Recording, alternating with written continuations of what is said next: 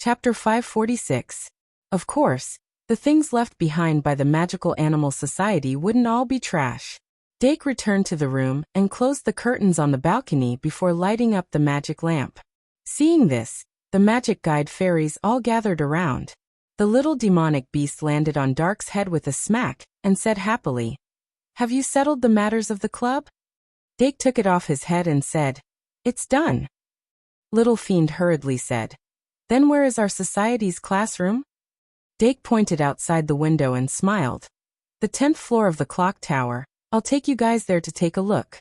As for now, let's see what Grand Magus Peter left behind for us." Clock tower, 10th floor? Little Fiend recalled the location of the spiral clock tower. Ibrahimovic, on the other hand, shouted excitedly. Website. https://m. VIP can't you? VIP. When the young cyan-eyed dragon carefully moved over, Dake brought the paper box to the middle of the room and started picking in front of all the magic guide fairies. He first took out some of the obvious junk, such as the broken magic pen, the broken test tube, the dirty cat stick, the wooden block that looked like the leg of a chair, and so on. Then he picked out some items that looked like they were the real deal. Dake said while picking, "Professor Lily, did you find anything?" Professor Lily leaned over the paper box and looked inside for a while, but he only shook his head with a blank expression. Even the fairies can't tell if there's any treasure inside? Dake smacked his lips and suddenly felt that it was very troublesome. He took a closer look and grabbed a golden chain from the cardboard box. Then he slowly pulled out an old pocket watch the size of a palm. Principal Erdi specially gave me these things left behind by the Magical Animal Society. There's no reason for it. Dark held the pocket watch in his hand and looked at it. He said, "Look at this pocket watch. This should be the one that looks the most like it." The outer shell of the pocket watch was a bit rusty. The hands inside were no longer moving. The golden chain hanging down should be made of copper. Turning the pocket watch over, one could see something like a rune magic circle engraved on the back. But when Dake mentioned it, Lily glanced at it and said, "This is just a logo." Dake couldn't help but be speechless. Then what about this? He immediately picked out a key from the paper box and asked, "Could this be the key to a hidden space? It can only be triggered at the right time and place, so there's no abnormality at all." Lily stretched out 2 fingers, held the key in front of her eyes and looked at it carefully. Then she said, "It's an ordinary iron key. It's the same style as the key to the classroom door. This should be the key to the Magical Animal Society's classroom." Dark said, "Then take a look at this. This notebook is filled with mysterious words." After Lily casually threw the key to the side, she shook the corner of the notebook and immediately shook off a lot of dust. She then flipped open the notebook and glanced at it a few times before saying, "Unfortunately, this should be a diary. The owner probably used the language of the Nisseneld clan to prevent others from peeking at his diary."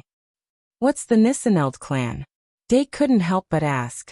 Lily's eyes flashed. "A small clan that has been extinct for a long time. I'm afraid not many people in this era know of its existence." Dake frowned and thought for a moment, then asked, "Then who's the owner of this diary? Pyotr Shurvich? Or another member of the society?" "Let me see." Lily turned the diary back to the first page and read the name of the owner in a special language. Dake was puzzled. "Who?" Lily translated. "Ursula Springhall." Dake was curious. "Isn't she from the Nisseneld clan?" Lily shook her head. "No." Dake thought carefully. "Ursula Springhall, a name I've never heard of. Is she also a member of the Magical Zoology Society? Let me sort out my thoughts." The founder of the Magical Zoology Society was the Grand Magus Peter Shelvik, a mixed-blood fairy from the House of Fools. The second member was the Sage of the Beasts, Claire Kate. Although Claire came from the School of Magic, she was just a quiet girl who liked to read before she was in her 2nd year. She didn't have any other talents. So when she was asked to join at least one society in her 2nd year, Claire chose the Magical Zoology Society, which had only one member and didn't have any requirements for the members' abilities. Her initial goal was probably to find a quiet place to read. Plus, Peter Shelvik had the same hobby of reading, so they got together. Later, Claire got to know Yvette because of the escape of the fat cat Galileo. Yvette, whose soul was hooked by Galileo, became the third member of the Magical Zoology Society. Then the fourth member. So who's the fourth member? Dake suddenly realized that his understanding of the Magical Zoology Society was still very limited. He only knew that the hero Blake God was also a member of the Magical Zoology Society, but he didn't know how he joined or how he joined. What was the opportunity that made him join the Magical Zoology Society? Like Yvette, did he get to know Claire during the Magical Zoology Society incident and was then pulled into the society? Then, who was the fifth member that formed the foundation of the society? Was it Ursula Springhall, the diarist? In the end, how many members were there in the Magical Zoology Society? Dake didn't know who they were and where they were now. During the holidays he had thought of asking about this, but in the end he didn't say anything. Claire's decadence after the end of the war had much to do with the deaths of Peter Sherwich and the others. How sad it was to bring up the past again. It was better to explore it himself. Dake looked up at Lily and said, "Maybe we can find something from Ursula Springhall's diary?" Lily blinked, picked up the notebook, closed it, and flipped it open again. She used her actions to show that she didn't want to do these troublesome things. Dake stared at her for a while, but it only made her gaze drift further and further away. Busy, just as Dark raised his head to look at the sky. The polymorph suddenly leaped towards him with the trash slime in its hand, shaking it a little. Dark stared at it for a long time, and his blocked thoughts suddenly cleared up a little. He immediately understood the meaning of the polymorphic monster. Ta-ba, don't I have a ready-made treasure detector? With that thought in mind, Dake looked at the trash slime with a hint of joy. The trashy slime immediately jumped for joy. As long as it was useful to its master, it would be happy and satisfied. Let's start with the greedy slime eye. Dake took the trash slime from the monster's hands, took out the greedy too, and quickly activated it. As the light blue light shone on the trash slime's body, the trash slime, which originally looked like a puddle of green slime, gradually expanded in the light. It changed from slime to jelly, and the color of its body also changed from green to bluish green. Trash slime, greedy slime eye. Pew! The greedy slime eye, that was still in Dake's palm, gradually sharpened its gaze. And it followed Dake's instructions and stared at the remaining items in the box. Its only killer skill, treasure sniffing, was in effect. Pew! A few seconds later, the greedy slime eye jumped up with an excited look on its face. It seemed that even with Dake as a huge interference, the greedy slime eye still smelled more treasures. Dake squatted down, put it on the edge of the box and asked further. "In this box there are treasures." Pew. The greedy slime eye nodded hard. Dake couldn't help but smile and said, "Then can you find out which one it is?" There was an abandoned magic card, a bronze trophy, 2 badges, 2 letters that were not even opened, a few bottles of magic potions that had mostly expired, dried branches and flowers, and a few abandoned magic tools that had long since lost their magic waves. After the greedy slime eye received the order, it immediately opened its eyes wide and looked inside. However, the treasure sniffing was actually a killer skill that was very general in terms of range. In an extremely small range, it couldn't make a detailed confirmation, unless every item in the box was placed at a distance. No need to go through so much trouble. Dake's mind moved, and he took out the greedy 3 from the card pack. Gurgle. Bathed in the dark blue light, the greedy slime eye's body suddenly expanded, and it became a large slime with a diameter of more than 1.5 meters. In the blink of an eye, Dake was embraced by the greedy slime too into its body. It was as if he had entered a botanical garden that emitted the fragrance of plants. The filth on his body was washed away, and he felt refreshed as if he had been reborn. Poof! Professor Lily suddenly plunged into the transparent slime's body and swam towards Dake's direction. Dake took the opportunity to withdraw, and he saw that she was playing dog paddling inside. Greedy slime too, using the killer skill greedy nature. Gurgle. The greedy slime too squeezed out 2 tentacles from its body and grabbed the miscellaneous items in the box. Then the withered tree branch was picked out from the half-full box of miscellaneous items. 2 minutes later, Dake placed the branch on the experiment table, wondering if he should cut it into pieces for research. Lily, who was refreshed, looked around and asked curiously, "Can this broken branch really lead us to magical animals?" Dake said blankly, "I don't know." It wasn't that he wanted to be discouraged, but the branch in front of him didn't have any magical waves at all. And there wasn't even a single branch. No matter how he looked at it, it was an extremely ordinary branch. Lily said, "Maybe it's just like what we said before. And it's a tool that will only react at the right place at the right time?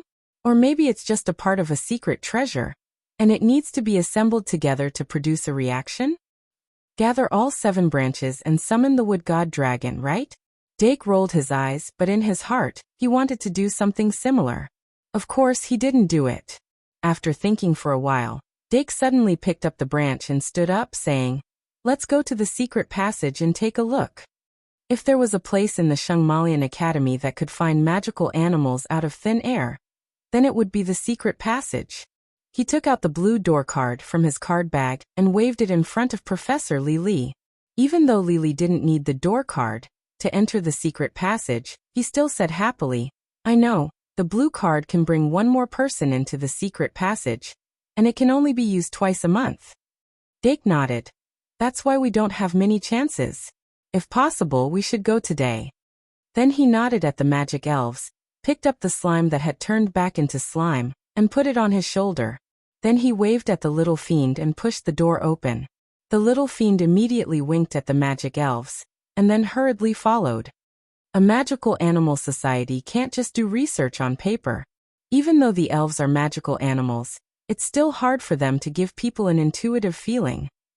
Even if there's only one, the society needs a magical animal to keep up appearances. Not long after, Dake and Professor Lily came to the entrance of the secret passage that they were most familiar with. Then he asked Lily to wait for a while, and then he gently stuck the card on the wall. The wall immediately melted like water, revealing an oval entrance that could fit 2 people. When the entrance became transparent, the inside of the secret passage could be seen. Dake carefully looked inside, and then took the lead to enter. Then he stopped and thought for a while. After entering the secret passage again after 3 months, he felt that something was different, but he couldn't tell what it was. But entering the secret passage was like returning home. Just the renovation alone wasn't enough to dissuade him. Dake took a deep breath, and let the air in the secret passage flow into his nose. And then he raised the branch. "It's not glowing." After little Lily also entered the secret passage, the oval-shaped entrance to the secret passage automatically closed. She stared at the branch left and right, and a disappointed expression appeared on her face. Dake was silent for a while, and then suddenly squatted down, and placed the branch vertically on the ground, and then slowly let go. That tree branch immediately fell in a certain direction, just like the legendary tree branch guidance method. However, when he used the same method again, the branch fell in a completely different direction, and so the branch guidance method failed. When Lily asked him what he was doing, Dake had already put away the branch, and pretended that nothing had happened. The two walked along the passage for a while, and finally encountered the first fork. Dake didn't give up and took out the branch again, but before he used the branch guidance method again, he suddenly had a flash of inspiration, and he waved at little Lily. "You do it."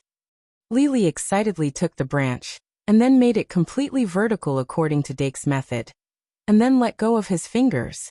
A mysterious and mighty force quietly emerged. The branch stood in place for half a second, and then slowly fell in a certain direction at an extremely strange speed.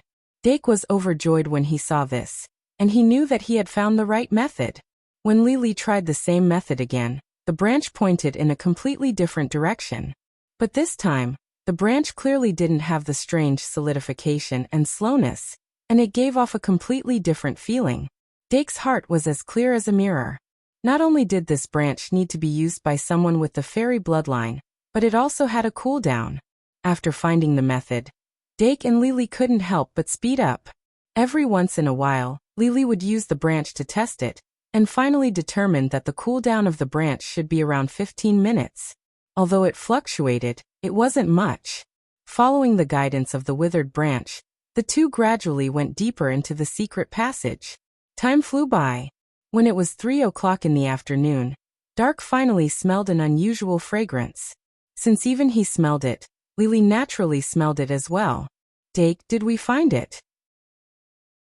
She was extremely excited, and she flapped her wings in an attempt to fly forward. Dake thought for a while and took out Greed 2, and evolved the trash slime into Greed Eye. Almost at the same time the evolution was completed, Treasure Sniff from Greedy Slime Eye started to buzz like a radar. It was unusually eager to stick to Dake's ear, and shook it while hugging his ear. The direction that it pointed out was very similar to the branch that led the way. The two couldn't help but speed up again. A few minutes later, it was just a sudden step, but it caused the entire environment in his field of vision to change drastically. The originally flat and dry secret passage turned into a natural secret realm filled with the fragrance of flowers and plants in the blink of an eye. Dake, who was very familiar with the mechanisms of the secret passage, wasn't too surprised by this. He pulled the overly excited Lily and carefully observed the surroundings. If this secret realm had existed for a long time, and the fairy's blood and mysterious branch were the keys to enter the secret realm, in that case it had been growing wildly for at least 20 years. Many dangers that he didn't feel before could become fatal now. Caution was the motto of an adventurer. "We're now on a cliff." Dake turned around and looked behind him. It was a cliff, and there were griffin-like scavengers circling in the air, letting out hoarse cries. He took a step back, and the scene didn't change as he expected. It was as if this secret realm could only be entered and not exited. Dake's expression changed slightly, and he looked forward. Colorful flowers grew near the cliff, and they were clustered together like a flower garden. The sky above seemed unreachable, and the continuous white clouds seemed real. A gentle breeze blew, and it had the warmth of spring. As far as the eye could see, there were forests, grasslands, and mountains. The entire secret realm's terrain was terrifyingly large, and it was even larger than Arvet's treasure trove. The colors that entered his eyes were mainly green, and there wasn't a sense of impact that all colors would rush into his retina. Instead, there was a faint sense of comfort like a spring outing. But if he felt it carefully, he would find that this subtle sense of comfort was perhaps more dangerous than the sudden explosion of bright colors. It was as if his entire will was being eaten away by this secret realm step by step. Dake suddenly woke up, and noticed that there was wood under his feet. He lifted his feet in a panic, and the wood that was wrapped around his feet was torn apart, and the wood shards flew everywhere. Even though it didn't cause any substantial damage, it was enough to make one feel frightened. If he hadn't woken up in time, his entire body would have turned into wood, and he would have become a withered old tree. Dake felt a chill at the back of his neck, and cold sweat seeped out of his back. He turned to look at Lily beside him, but he noticed that the little fairy was still looking around with excitement and curiosity on her face. She didn't notice that Dake had just escaped death. Or rather, the little fairy couldn't see the abnormal changes that had happened to him when he was standing in her field of vision. For people with fairy blood, this secret realm was a gift from nature, a place of true comfort. But for outsiders, it was full of hidden danger. Dake couldn't help but be alarmed. 2 minutes later, the little fairy, who knew that Dake had encountered something, also had a look of vigilance on her face. Then, the two of them went down the cliff and began to grope their way forward. But after half an hour of groping, Dake didn't encounter any more danger. Blooming flowers, gurgling water, quiet woods, the beautiful scenery they saw along the way was enough to make one relax their vigilance. After descending the cliff, the two of them found a river, and began to walk along the river. Along the way, other than the occasional sound of insects and a few birds flying high in the sky, they did not encounter even a small animal. Even in the crystal-clear river, there were no fish to be found. Until Dake felt a little tired and stopped by the river, there was a sudden disturbance in the bushes on the other side of the river. A snow-white deer with round antlers carefully crept out, slowly strolled to the river, and lowered its head to drink water. In order not to disturb it, Dake subconsciously hid behind a tree. However, the little fairy beside him suddenly disappeared without a trace. By the time Dake realized it, Lily was already sitting on the snow-white deer's back. The deer wasn't frightened at all. Instead, it turned its head, stuck out its tongue, and gently licked the little fairy's palm, and let out an affectionate cry, as expected of a little fairy. Dark felt a little bit of envy in his heart. But just as he walked out from behind the tree, the deer suddenly let out a long cry as if it had been provoked. It turned around and fled into the bushes behind it, disappearing in the blink of an eye. Lily flew back with her hands hanging, her little mouth raised high. Dake was a little embarrassed, so he changed the topic. Is that deer a magical animal? 3 in 1 6000 plus, 160/233. My hand hurts after the vaccine. I heard the second shot hurts even more. Chapter 547. Lily immediately showed off. That's not a fawn. It's just a little younger. Most of them are active in the Mississippi Mountains in the north and south. The locals call them fawns, which means deer that never grow up. Their antlers are as smooth as jade and naturally emit a fragrance that has medicinal value. Their fur is snow white and flawless, and can maintain its coolness even under the scorching sun. Their hooves promote blood circulation, and can be used for massage to regulate blood flow and unblock meridians. It can be said that their entire body is a treasure. But because of this, fawns are hunted in large numbers and are now on the verge of extinction. Dake seemed to understand something. He couldn't help but look in the direction where the fawns disappeared and asked, "Then is it real or fake?" Lily crossed his fingers and said with a frown, "How should I put it? It's half real and half fake." Dake was immediately puzzled. "What do you mean?" Lily said. "You know about Gray Mist Forest, right?" Dake nodded. "Of course. When he was returning home in the magic car at the end of last semester, he passed by Gray Mist Forest, and was even attacked. Gray Mist Forest was shrouded in gray mist all year round, and there were many rare species that were theoretically extinct living inside. Remember the URL. MVIP, can't you? VIP, however, those species could only survive in the gray mist and would die once they walked out. They were like illusions of life, but in the gray mist, they were like real life. Not only could they hunt and kill, but they could also grow and reproduce. However, they were essentially fake and shouldn't exist in this world. Is that fawn the same? Dake couldn't help but ask. Lily said with a rare serious expression, "It's not much different. It's the same as the soil and vegetation on this land. They're all imaginary things, but they're extremely close to reality. I'm guessing that the mystical animals here should be similar to the magic elves. They're all pseudo-life. However, if they can experience a process of resurrection, they might be able to cross the barrier between nothingness and reality. You've encountered the moon goddess statue and the vampire Vlad, so you should know this clearly." "Yes," Dake agreed. "When I was searching for the treasure left behind by my mother, I even encountered a giant dragon. However, it was ultimately a creation of magic, and its life form was not even as stable as a magic elf. Compared to that young deer, there was a qualitative difference." Lily said, "In fact, that fawn's degree of reality wasn't particularly high. If we continue to move forward, we may encounter species that are more real, and have a smaller gap with real life." Dake frowned and asked, "What's authenticity?" The corners of Lily's mouth curled up and he said proudly, "The so-called degree of reality is actually a concept proposed by combining true projection. The venue card that we usually use is the product of real projection. In the era where magic technology had yet to be invented, true projection technology had always been crowned as a miracle, the patent of the gods. Of course, now it has become sparse and common. In short, later on we further expanded and derived the concept of degree of reality and used it in more fields. We defined things that are completely void as degree of reality, 0, and real creations as degree of reality, 100. In the end, we discovered that the higher the degree of reality, the harder it is to refine. Whether it's the venue card, item card, magic card, or elf card, they are all the same. Under normal circumstances, the higher the degree of reality of the venue card and magic card, the stronger the change in the situation. The higher the degree of reality of the item card and elf card, the stronger the integrity. A golden elf card with 4 sure kill skills has at least a degree of reality of more than 50%.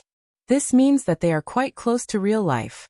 The concept of degree of reality was obviously something that could only be learned in higher grades, This was extremely important for the directional refinement of magic cards. If a sorcerer wanted to stabilize and become stronger, they could not always rely on the basic refinement method. Under normal circumstances, a sorcerer who could use the random refinement method or the basic refinement method to refine 1 or 2 gold cards in their lifetime was already considered quite lucky. For example, if Dake wanted to build a blue-eyed white dragon-themed card set, he would also need to use the primordial dragon egg to conduct in-depth research on the blue-eyed white dragon community and find a way to develop the refinement formula of the blue-eyed white dragon, then conduct directional refinement.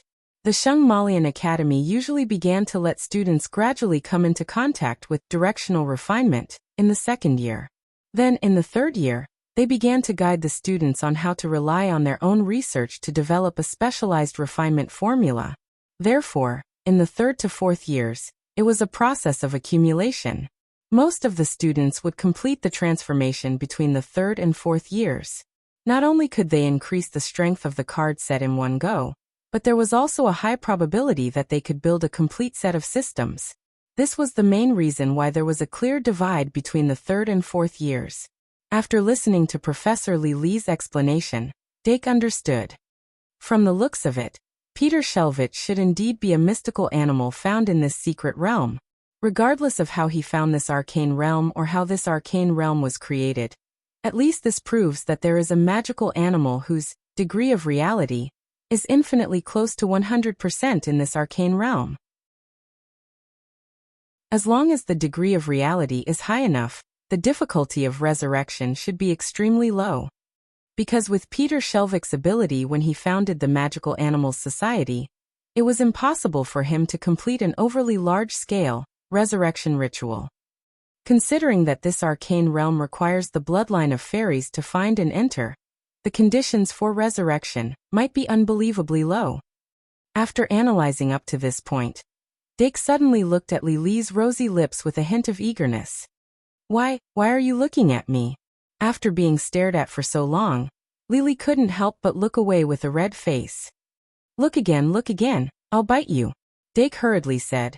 "I'm guessing that if there really is a magical animal whose degree of reality is infinitely close to 100% in this arcane realm, perhaps a drop of fairy blood would be enough to make it cross the barrier between nothingness and reality and become a real species." Li Li turned her head and lowered her head. Is that so?" Dake's tone became even more certain. "The possibility is very high. Otherwise, Principal Erdii wouldn't have insisted that I choose you as the Society's instructor. Your existence is indispensable to the Magical Animals Society." "Yes, I'm indispensable." Li Li immediately raised her head, her eyes shining. However, after a moment, she suddenly realized that something was wrong, and her expression changed slightly. Dake quickly said, "Peter Shelvich is only a mixed fairy with a diluted bloodline. If he can do it, there's no reason you can't do it. Maybe in order to revive the magical animal, he needs to consume more blood." Little Fiend, who had been pretending not to exist, suddenly said, "It's better to do more than talk. Won't we know after we find it?" Dake praised, "That's right. Little Fiend, scout the way." Little Fiend. Okay. The two didn't stay in place. Little Fiend flew in front and quickly scouted the way. Dake held Slime and quickly followed behind. Little Li Li was a free person. Not long after, they found a second magical animal. It was a magical animal that was hidden in the lush canopy. Its appearance was like a branch, but it had facial features and 4 limbs. Twig worm. Twig worms were the same as fawns. They were once common magical animals. Its situation was very similar to that of the fawns. The fawns were full of treasures. Only the bark of the twigworm was useful, but it was enough to make hunters go crazy. Its bark could change color and texture according to the types of trees around it, and it could mimic any kind of branch. After its bark was peeled off and made into camouflage clothing, the wearer could completely disappear in the forest. Therefore, it was very practical. Not only were hunters scrambling for it, but even the field troops active in the wilderness and dense forests were in great demand for it. Over time, the twigworm became an endangered species. The twigworm was a very timid magical animal, but its first reaction when it was scared was to disguise itself as a branch, instead of running away. It was to the point that people with the ability to see through could easily catch them. Therefore, when Lily grabbed its middle with 2 fingers and pulled it out of the canopy, it still didn't move. Dake carefully observed the twigworm's appearance and asked curiously, "What's the degree of reality of this twigworm?" Lily fiddled with the twigworm in high spirits and said casually, "About 10%, to the extent that it will disappear once it leaves the secret realm." Dake couldn't help but be surprised. This magical animal looks so real, but it only has a degree of reality of 10%. Lily's eyes glowed white as he replied, "Appearance is the easiest to imitate. What we need to do is to see through the appearance and see the essence. Do you want to continue looking?" "Continue," Dake said decisively. Since they were already here, if they didn't turn this secret realm upside down, how could they call themselves adventurers? Oh, he wasn't an adventurer yet. Then it's fine. As the two continued to go deeper, more and more magical animals appeared in their field of vision. Dake had already summoned the magician's secretary and ordered it to record all the magical animals they encountered along the way and draw them into a book.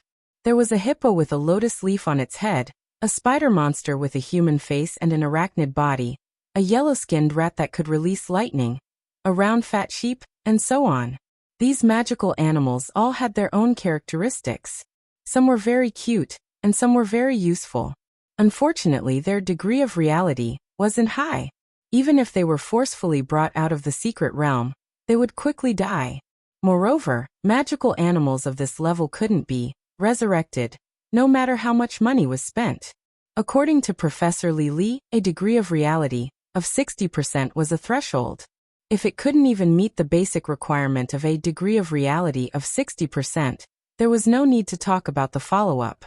However, from what Dake saw along the way, the magical animal with the highest degree of reality was only 24%. Let's assume that this secret realm has been operating continuously before we discovered it. The number of magical animals derived from it should be far greater than when Peter Shelvick was here. Since Peter Shelvick could find magical animals that could be resurrected when he was here, there's no way we can't. Unless all the previous inferences are overturned. With this thought in mind, Dake and Lily continued to go deeper. They spent more than half a day walking through rivers and plains, through lakes and forests, and finally began to climb the mountain before nightfall. If it wasn't for the training he received during the holidays, Dake wouldn't have been able to withstand such a high-intensity journey. Until now, he still maintained a relatively relaxed state. On the way up the mountain, he still had the leisure to chat with Li. The night gradually fell. Darkness accompanied the arrival of the stars. Although the night sky above their heads gave off a picture scroll feeling, there was a strange sense of rigidity. But when they looked up, it was still breathtaking. They finally stopped at the top of the mountain, hugged their knees, and looked back. Although there were endless mountains in front of them, today's journey had come to an end. Dake looked at the path they had taken with some regret. He took out the mysterious branch left by the Magical Animals Society and handed it to Professor Li. Lily took the branch. The moment her fingers touched it, the space around the branch rippled slightly, as if she was in a lake. She could clearly feel that with just a slight stroke, she could draw a gap in this secret realm that would lead to the outside world. In other words, she could leave at any time. But just as she was about to move, countless fireflies suddenly rose in her field of vision. Dake's slightly closed eyes suddenly widened. The tiredness from climbing the mountain instantly disappeared. As far as the eye could see, the ground at the foot of the mountain was already silently covered with fireflies. Countless balls of light of different sizes appeared from the bottom of rivers, plains, lakes, and forests. They all floated into the sky at the same time. It was a magnificent scene that seemed to illuminate the entire world. Those who were lucky enough to see this scene were shocked to the core. However, the countless fireflies didn't continue to rise.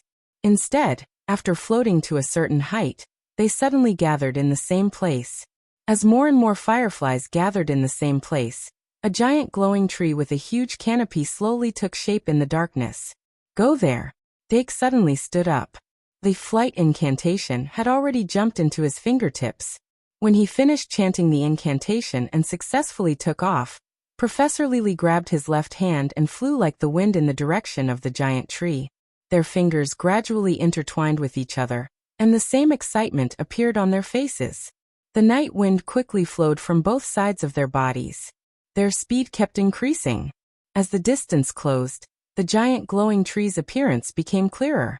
On the trunk of the tree, which was more than 10 meters in diameter, was a huge canopy made up of withered branches without any leaves. The fireflies that flew in from all directions formed a flood of light. They continuously drilled into the giant tree, making it brighter and brighter.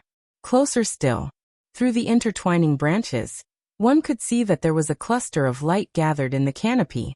It looked like a fruit, but also like a bird's nest. A thought quickly flashed through Dake's mind. His fingers that were grabbed by Lily couldn't help but tighten again. Then the two of them hovered in the air only 5 or 6 meters away from the giant glowing tree. "Lily," Dake called out in a low voice.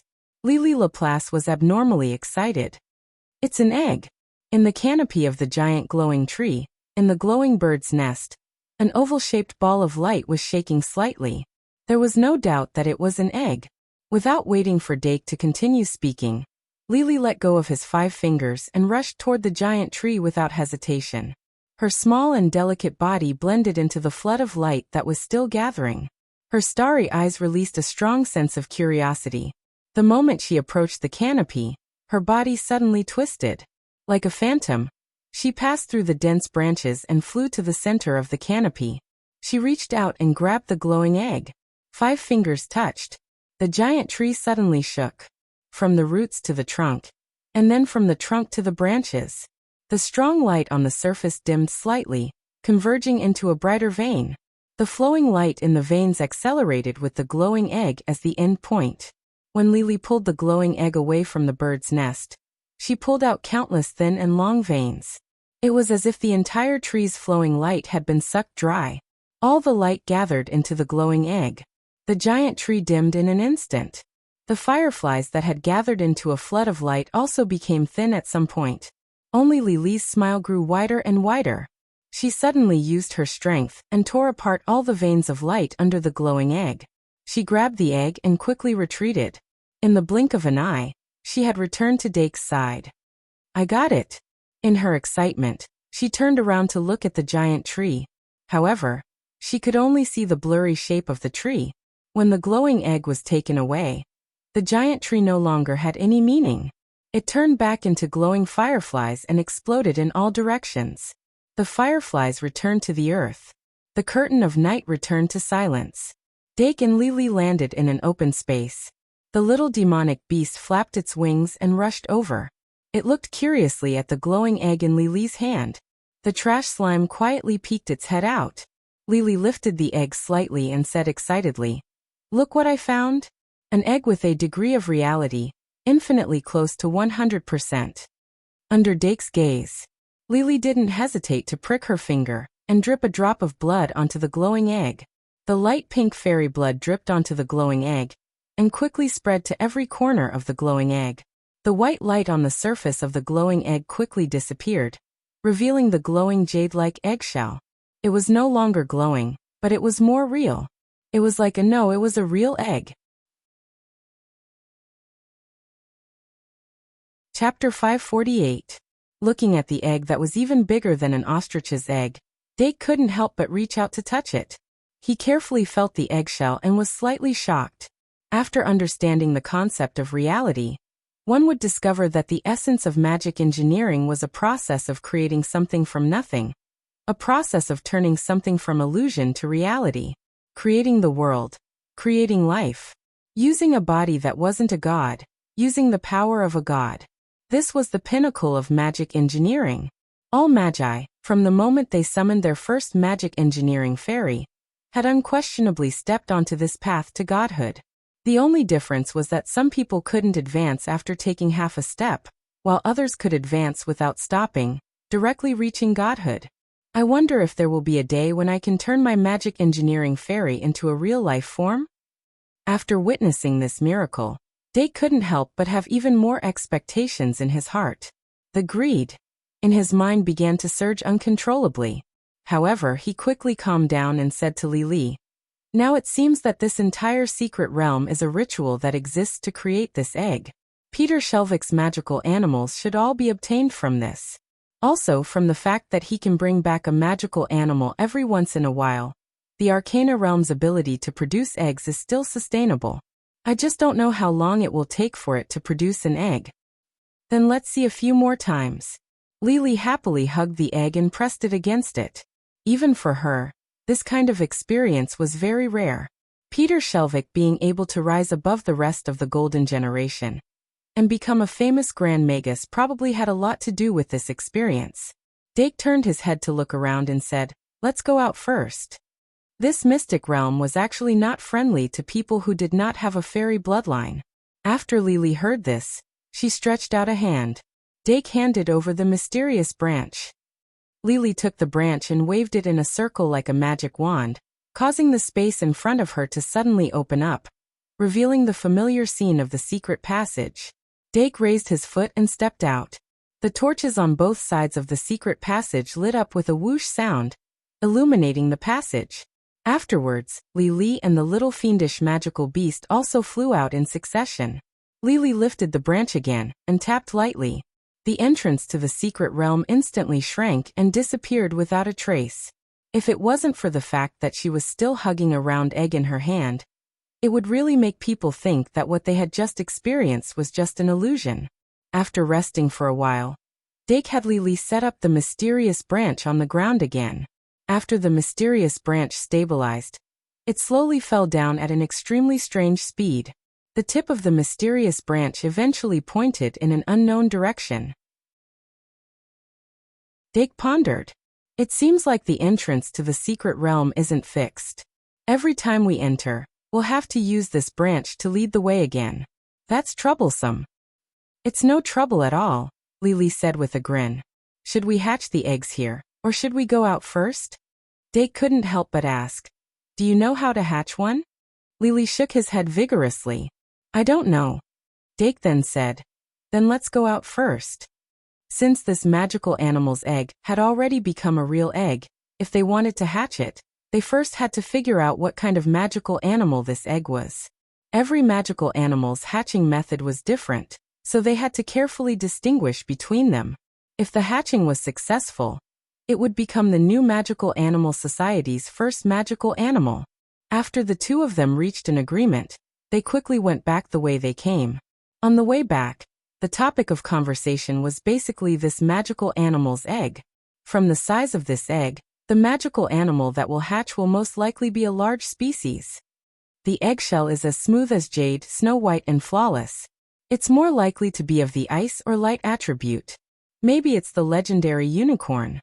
The unicorn's horn is a material with extremely high medicinal value. Not only can it be used to create rare magic potions, it can also be used to create magic.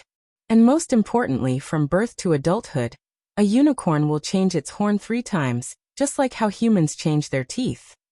Their newly shed horn contains even more magic than a horn that was forcefully cut off.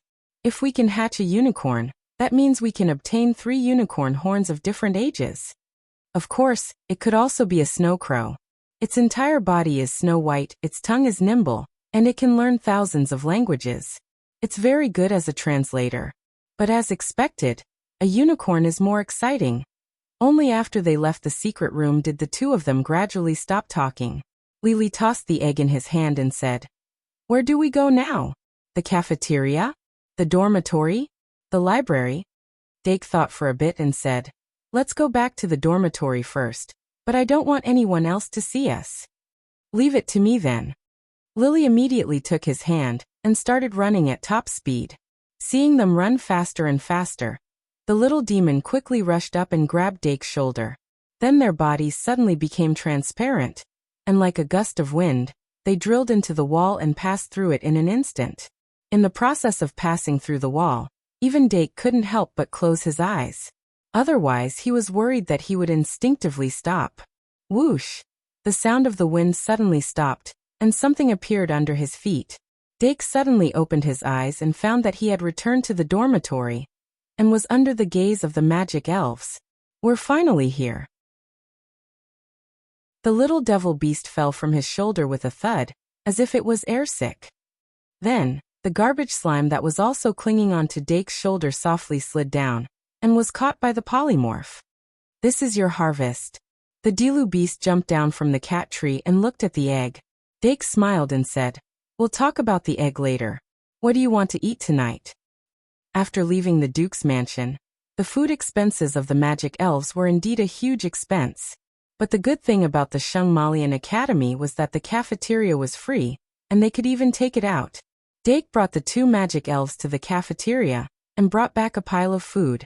Then, they sat on the floor of the dormitory and ate together. After a simple meal, Dake picked up the magical egg again and said to Lily, "Next location, Claire Kate's dormitory." Lily wiped the corner of her mouth with a tissue and muttered, "Can't you wait for me to eat more?" Dake couldn't help but roll his eyes. "You're eating more than a dragon."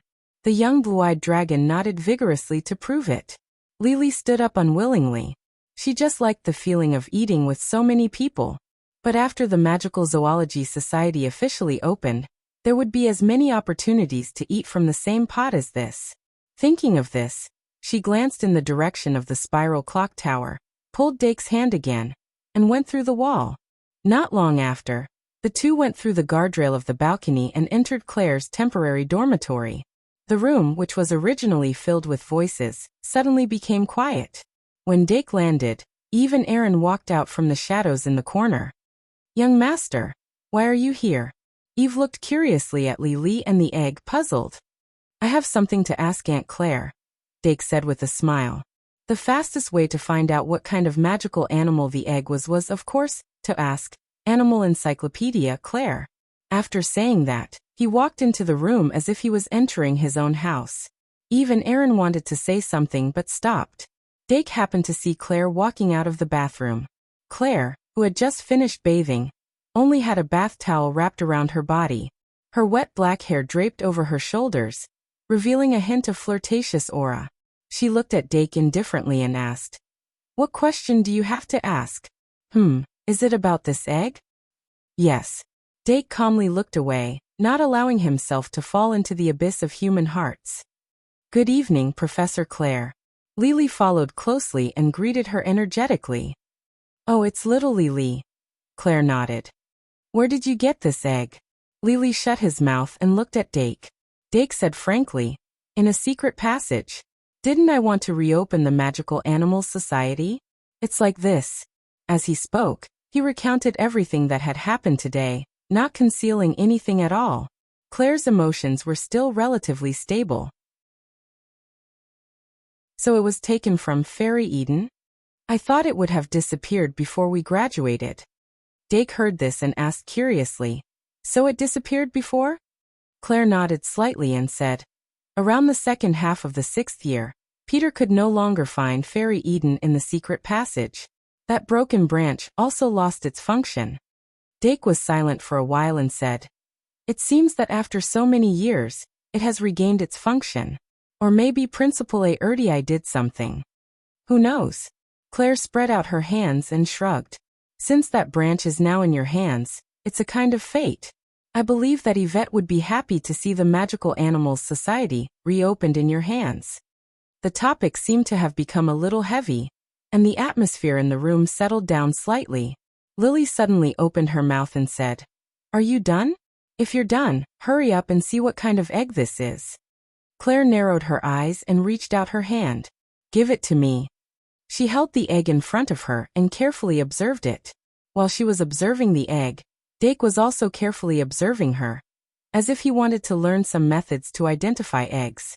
However, other than looking with her eyes and touching with her fingers, Claire only injected a little bit of magic into it, and then immediately withdrew it.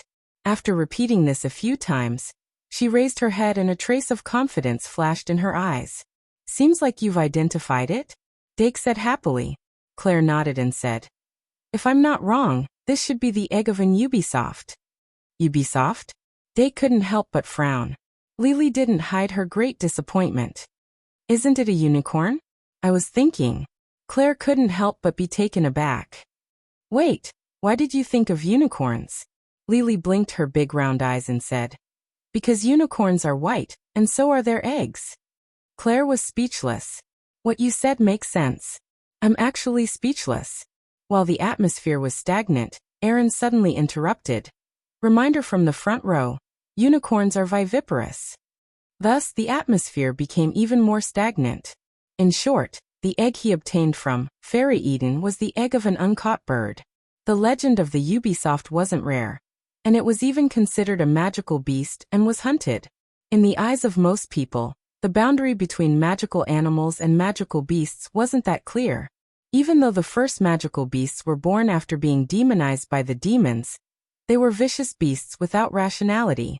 But as time passed, magical beasts reproduced generation after generation, and their blood had already mixed with the blood of other races. Most of the magical beasts now possessed the most basic rationality.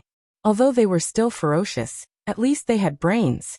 Although mystical animals were a species that existed before the birth of magical beasts, humans did not understand them in the first place. Later on, it was even more difficult to distinguish them. In short, in the eyes of ordinary humans, non-human creatures with magical powers were all magical beasts. In ancient literature, people usually defined magical species that didn't have any subjective intention of harming humans as magical animals. The only difference between them and ordinary animals was that they were more magical. Dake's specific understanding of the Ubisoft came from the book. The Sage of Beasts brings you into the magical world, Dancing with Beasts. In this world, the Ubisoft was a type of night heron, on a biological level. But compared to the normal night heron, the Ubisoft was more slender, had a longer neck, and a thin beak. It was more like a heron, and belonged to the category of large birds. Their feathers from the top of their head to the back were black, and the rest of their feathers were snow white. Flying in the night, they were like a white-clothed girl with long black hair, extremely eye-catching. And the Ubisoft was a nocturnal creature. But in fact, the biggest characteristic of the Ubisoft was that it could change into a human. In the legends, the Ubisoft was a bird with feathers and a woman without feathers. The truth of this legend was clearly recorded in the book, Dancing with Beasts. In addition, the legend that the Ubisoft didn't give birth to chicks, but specifically stole the chicks of other birds and made them recognize the thief as their father was also true. Not only that, they also liked to collect nails cut off by humans, and use them to predict the fortune and misfortune of humans for fun. The Ubisoft's habits were so bad. From the perspective of ordinary people, the Ubisoft wasn't a beneficial bird. This was because a small number of Ubisoft could take off their feathers and turn into human girls. They would even secretly carry human babies. But from the perspective of a mage, this was not a problem. The Ubisoft that could turn into human girls had extremely high intelligence, and didn't have any language barriers. The key was that it could use its nails to predict fortune and misfortune, which could help mages seek fortune and avoid misfortune. Among them, prophets and fortune-tellers loved the Ubisoft even more. If not for the fact that the Ubisoft was rare and difficult to breed, they would have replaced crows and owls as the mage's favorite bird. If the Magical Animals Society could have a Ubisoft that sought fortune and avoided misfortune, it would be good. When it grew up, it might be able to compete with the Astrology Society for popularity. Dake took a deep breath and asked, "Then, how can the Ubisoft's eggs hatch?" Claire tapped on the egg with her finger and pondered. The Ubisoft in nature doesn't pay attention to its own offspring, so all the eggs hatch according to fate. This makes it extremely difficult for them to breed, and they have become an endangered species. But in fact, there has always been a way to promote the hatching of the Ubisoft's eggs, and it's not difficult. Dake asked, "What's the way?" Claire's eyes curved slightly and revealed a sly smile. She said, "The way is very simple. You just need to put the egg in a swaddle and carry it with you.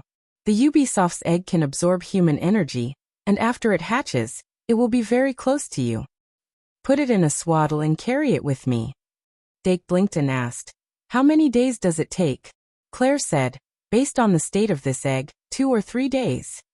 After asking about all the details, Dake returned to the dormitory with the help of Lily.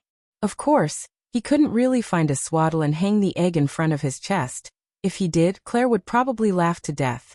Since the Ubisoft's egg only needs to absorb enough human energy to hatch, I just need to hold it in my arms when I'm in the dormitory. At most, I'll extend the 2 or 3 days to 5 or 6 days. Dake temporarily put the Ubisoft's egg in the kitten grass sleeping basket and covered it with a small quilt. He then continued to talk with Professor Lily for half an hour. After he sent Lily away, he sighed in relief. He couldn't help but take out his society card. However, after he glanced at the clock on the wall, he put down the society card for the time being. He first drew today's great sins. According to his plan, he would choose between bliss and greed tonight. It just so happened that greed increased, so he chose greed. After he drew another drop of greed, his greed reserve reached 4 points, which was enough to refine a new greed too. However, it would take a long time to refine using the new refining method. It was already late today, and tomorrow was the first Monday of the new semester, so it wasn't suitable for him to stay up late. Therefore, after a little consideration, he chose to postpone the refining process. Maybe after the bliss reserve reaches the standard, I can refine it with the new bliss too. Dake pondered. In addition, the refining of the second curse cage must be put on the agenda as soon as possible. Next Friday, Traveler's Street will officially open. The necessary materials for the curse cage should be available. As for now, Dake held the society card in his hand again. In the name of Dake Dimming, I summon the familiar. Along with the familiar fluctuation, the little demonic beast suddenly turned its head and saw a huge summoning circle appear under Dake's feet. A familiar that was strong enough to challenge its position had appeared in the summoning array. The little demonic beast almost instinctively felt a huge threat. It was a threat with a different meaning than the Dilu beast. This is a familiar? A familiar from the society. Dake didn't notice the trembling in the little demonic beast's voice. He carefully observed the yellow little dinosaur in front of him and selected pride from the 3 great sins. Then he took out the only pride eye. First, awaken intelligence. Dake patted the sub-beast's head and used the normal summoning spell to activate Pride Eye. A dark golden ball of light with a long tail drilled out of Pride Eye and slowly floated in front of the sub-beast. It drilled into its forehead. At that moment, the sub-beast that was blinking its big eyes suddenly froze. The agility in its eyes that was originally limited to the familiar suddenly increased, and its intelligence level rapidly increased. When it suddenly closed and opened its eyes bloomed with a dark golden light. Dake, who stared at it closely, immediately tasted a trace of savagery from it. After all, it was a natural dragon species. Under the stimulation of Pride Eye, the sub-beast's wildness was obviously stimulated. Roar! It abruptly raised its head and roared at Dark. It was as if it was declaring its sovereignty over him. Compared to this, the little demonic beast's appearance when it first awakened intelligence was indeed much cuter. Dake couldn't help but squint his eyes. As if it was extremely dissatisfied that Dake didn't bow down to it, the sub-beast suddenly opened its arms and roared again. Dark patted his knee and stood up. Speak human language. Dark's breath carried a hint of sulfuric smell as he stood up. Human.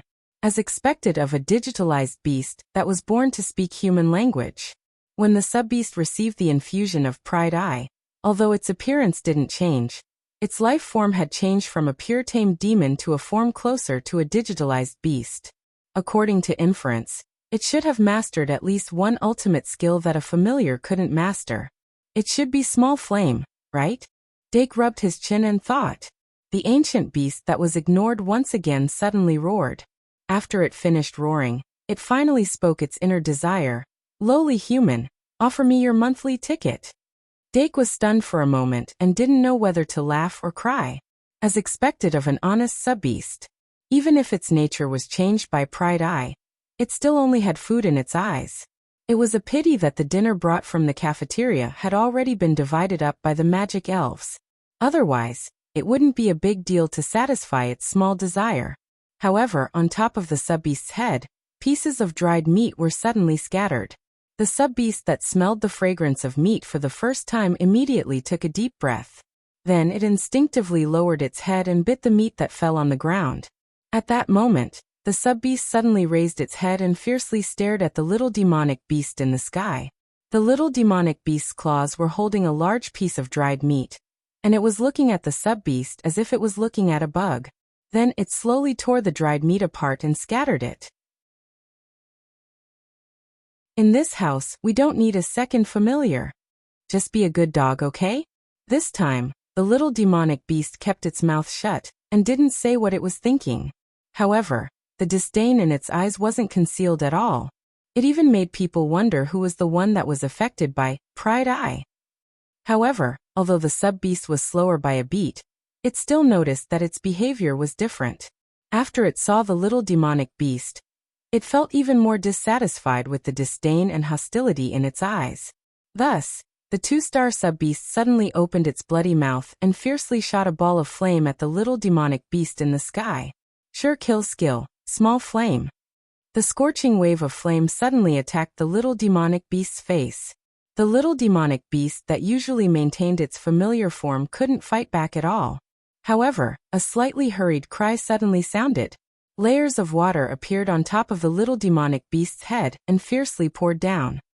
Momo, when this layer of water poured down, not only did the little demonic beast become a drowned rat, but it also completely extinguished the ball of flame. The little sea lion's song had an additional layer of joy. Of course, the sub-beast that was controlled by pride also became a drowned rat. However, the ice-cold water that was contrary to its attribute seemed to have calmed it down a little. It suddenly looked around and suddenly discovered that there were nearly 20 magic elves in the surroundings, and they were all staring at it with unfriendly gazes. It had obviously become the target of everyone's criticism. However, the pride sub-beast still wouldn't lower its head because of this.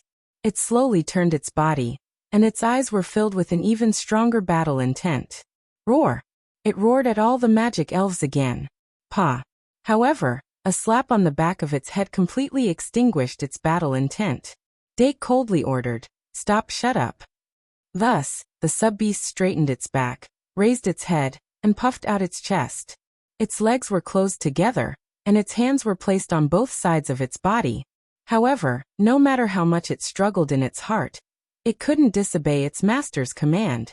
Dake took a deep breath and frowned as he looked at the large wet carpet. He coldly said, "Little demonic beast, clean the floor and dry the water. Take 5 little red flowers." Little demonic beast, asterisk, asterisk. The violent reaction of the sub-beast dispelled Dake's idea of trying Great Sin 2 and Great Sin 3 indoors. Maybe we should wait until the new curse cage is made before we do the experiment? Otherwise, even if it evolves, we won't be able to get any direct data. Also, the sub-beast's evolution is most likely to be a huge Tyrannosaurus, so it's not suitable to evolve indoors. Let's leave it at that for now. After finalizing the plan, Dake patiently waited for more than 10 minutes. Seeing that the sub-beast's eyes had regained its clarity again, he took back the order of punishment. The sub-beast that could finally speak after regaining its consciousness said, "Sorry, Dake." It touched the back of its head and looked like it was sincerely remorseful, which immediately changed the bad initial impression that the magic elves had of it. Dake smiled and said, "Did you notice that your brain has become more flexible?" The sub-beast suddenly realized that it seemed to have become smarter after being reminded. It quickly turned from worry to joy, and it was very excited. Dake pursed his lips and said, "Go get to know your brothers and sisters."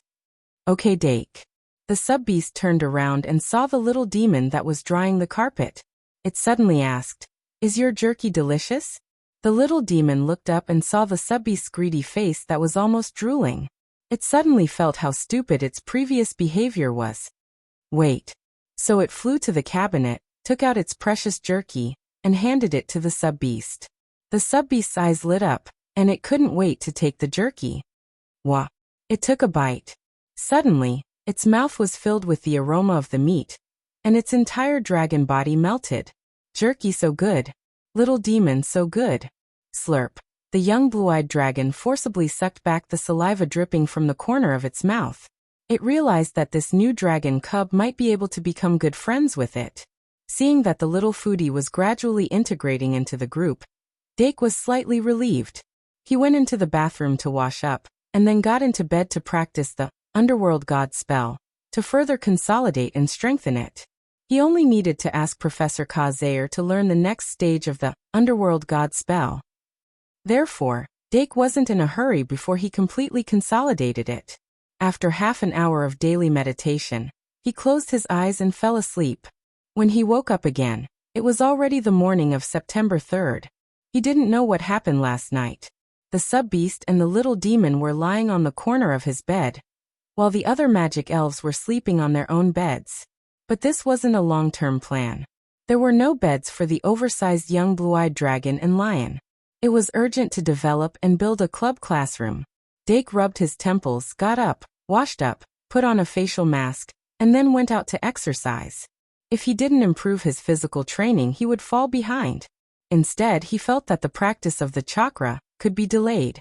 After he came back from his morning exercise, breakfast and newspapers were already placed on the desk. After Dake finished his breakfast, he was full of energy. He took out the branch card and opened the class schedule. The class schedule for the second year was very different from the first year. First, Magical Beasts was officially changed to a major course. Astronomy was no longer taught, but there were corresponding branch elective courses. Then there was a new major course, Magic Language. The other major courses didn't change. They were still summoning, Magic Introduction, Potionology, Dueling, Magic History, and Mathematics. But there were 2 major courses a week in the past, but now there was only 1 class left. The temporary class schedule was as follows. Although this arrangement left more free time for the students, the corresponding basic credits that could be obtained in class were almost halved.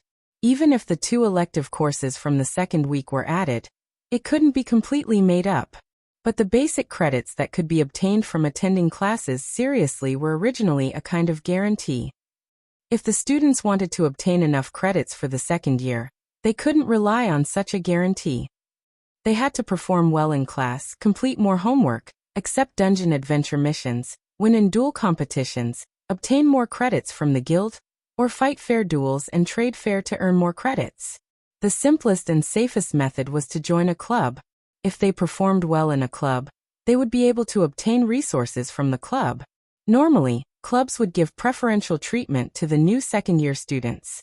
A good club would also provide various guidance, such as how to obtain credits quickly in dungeon adventures.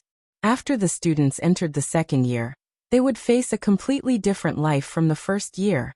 But these things weren't shown on the first day of school. The first lesson for the second year of the aristocrat house was the summoning class taught by Earbook. Dake didn't go to the classroom early. Instead, he spent some time in the dormitory to browse through the contents of the summoning textbook. The most basic, normal summoning, and sacrificial summoning had been taught in the first year. After the second year, although the content would continue, it would be more about guiding the students on how to improve themselves. Other than that, the other summoning spells weren't purely summoning incantations. Regardless of whether it was fusion summoning or ritual summoning, they had to be paired with corresponding magic conducting cards. Especially fusion summoning.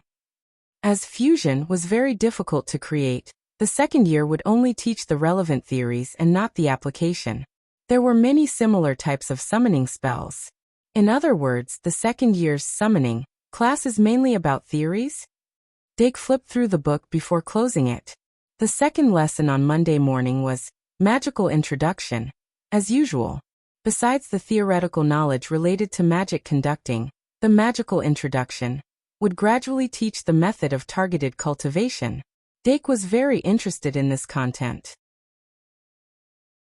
He put the Summoning and Magical Introduction textbooks into his bag and walked to the classroom. When he arrived at the classroom, the large lecture hall was already filled with people. The first summoning class of the new semester was taught by Professor Earbook. She temporarily swapped the summoning and magical introduction classes for the School of Magic and the School of Fools. This allowed the School of Magic and the School of Fools to reach an agreement with the School of Aristocrats and the School of Knights. This way, the 4 schools could have classes at the same time. Dake looked around and went to his usual seat in the last row by the window. Although the seating arrangement hadn't been fixed, the students had a tacit understanding after an entire year of first years. Dake walked past White and Luobot and went to his usual seat. He stuffed his bag into the drawer and sat down. The second-year students were more excited than he thought. The classroom was very noisy. The second year had just started, and the School of Knights and the School of Aristocrats were already arguing. Everyone was full of energy. When Dake took out the summoning textbook from his bag, Deanna suddenly turned her head. Her red face was full of excitement. Dake looked at her in confusion. He wanted to ask her if something good happened, but she suddenly said, Dake, have you looked at the class schedule?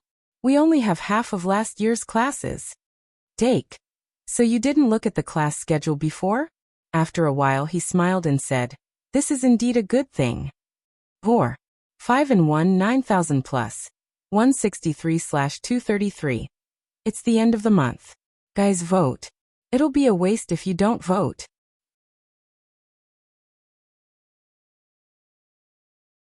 Chapter 549. Only half of the classes meant that more than half of the assignments and tasks were given. Wasn't this a good thing? Of course it was. Dake echoed Deanna while looking at the students he hadn't seen for a long time. Humans, especially those in their teenage years, grew at an astonishing rate. The difference between hard work and not hard work would also be very obvious. After the 3-month holiday, most of the students' mental outlook had changed greatly, and those who stayed in place would probably have a hard time catching up in the following academic life. Ding-ling-ling. Professor Sarah Shi-Erfu walked into the classroom with the bell, and the noisy students suddenly quieted down. In an instant, only the sound of Professor Shi-Erfu's footsteps could be heard in the classroom. She walked up to the podium and said to the audience, "Hello, students. In the blink of an eye, we have known each other for more than a year. This year, I will still be in charge of your summoning class. Let's start the roll call. https://m. Vipkanshu. V. Imametis. Here. Dake Dimung. Here. Deanna Gretbel. Here." When the roll call was over, Professor Sylph went through the things that they needed to pay attention to when they started school one by one. As the deputy dean of the Shung Malian Academy, she had always played the role of coordinator in the second year, similar to the head of the year, and such things had always been handled by her. She first finished talking about the school rules, then mentioned the school championship competition again. At the end of the school year, the School of Magic successfully broke the monopoly of the School of Aristocrats and won the school championship competition. At that time, the first-year students of the School of Magic were also lucky enough to have the opportunity to make a wish to the Holy Grail. They remembered that the greedy have nothing, and most of them gained something. This made the students of the other 3 schools envious. Now that Professor Shi-Erfu mentioned it again, the atmosphere was explosive. Especially the School of Aristocrats and the School of Knights. Their eyes were filled with fighting spirit as they looked at the School of Magic. The first years couldn't intervene in the school championship competition, and could only watch the senior students try their best and lose. But now they were already second years. Regardless of whether it was the dungeon tournament or the duel tournament, they would be held at different levels. They would have the initiative to win. Professor Shi-Erfu observed the students' reactions and clapped his hands in satisfaction. The purpose of the academy setting up the school championship competition was to arouse the competitiveness of the students, and it was obvious that the goal had been achieved. Then she softened her tone and began to explain one of the 2 most important contents of today's class: elective selection. From year 2 onwards, every student has to choose 1 or 2 elective courses to study. This is very important for your final exam. With each additional elective course, your total score will be higher. If you can complete an elective course in the first semester and get the approval of the professor, you can choose another elective course in the second semester. Regarding the name, content, and requirements of the elective course, I will distribute the complete form later. If you really can't make up your mind, you can also discuss it with me. You have to make a decision before the end of this Friday. The latest submission time is 6 p.m. on Friday. I'll be waiting in the office. In addition, I have to remind you that the maximum number of applicants for each elective course is 30, and the minimum number of applicants is 10.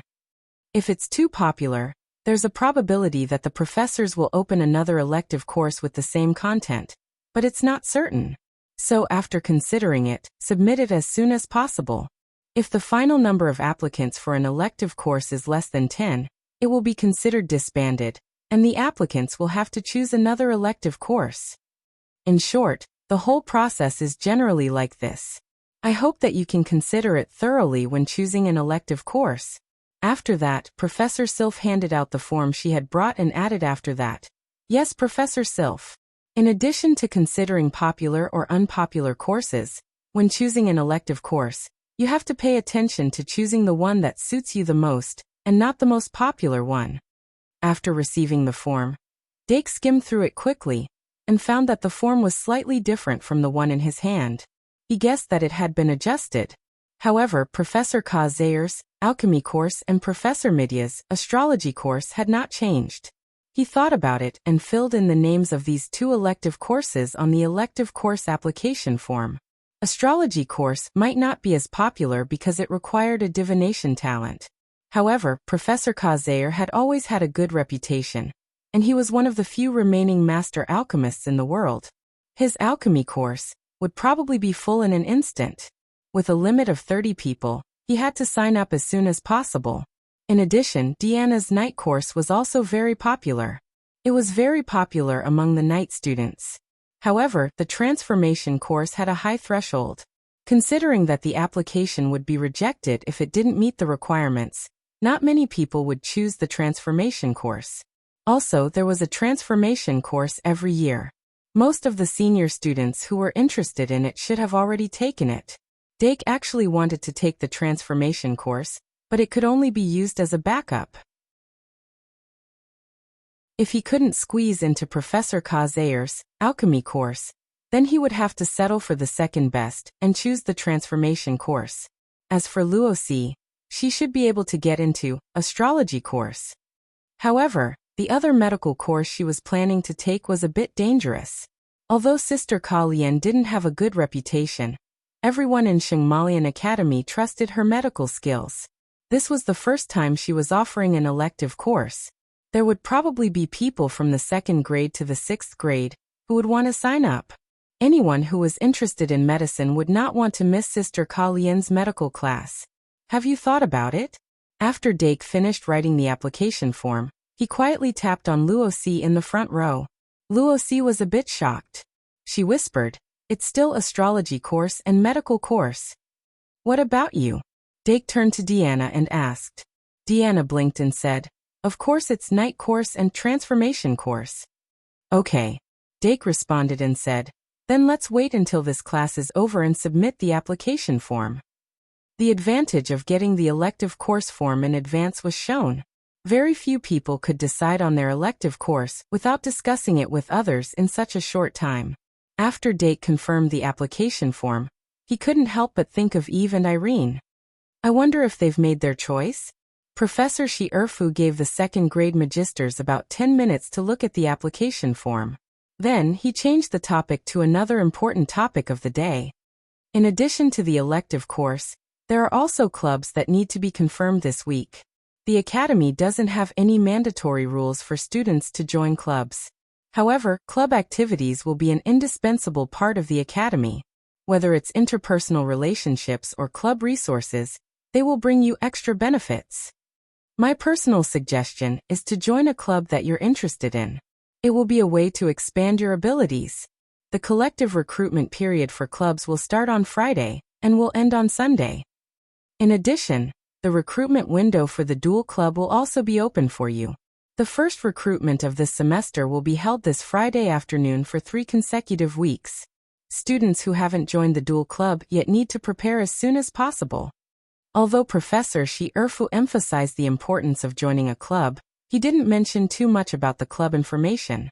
Just as he said, he hoped that the students could choose a club based on their interests instead of blindly squeezing into a large club. The rest of the class was filled with questions from the students and answers from Professor Shi Erfu. In the blink of an eye, it was the end of the class. Ding ling ling. After answering the last question, Professor Shi reminded the junior magisters to submit the application form for the elective course as soon as possible and prepared to leave the classroom.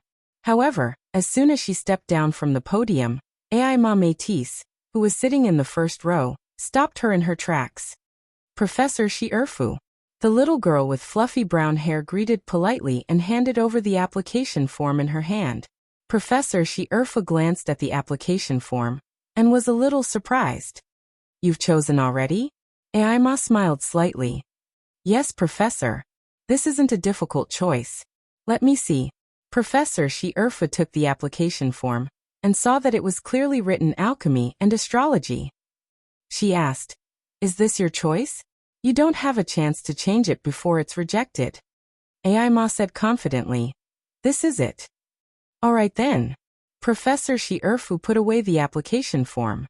Then, she gave up on the idea of leaving the classroom and returned to the podium, placing the textbook back on the table.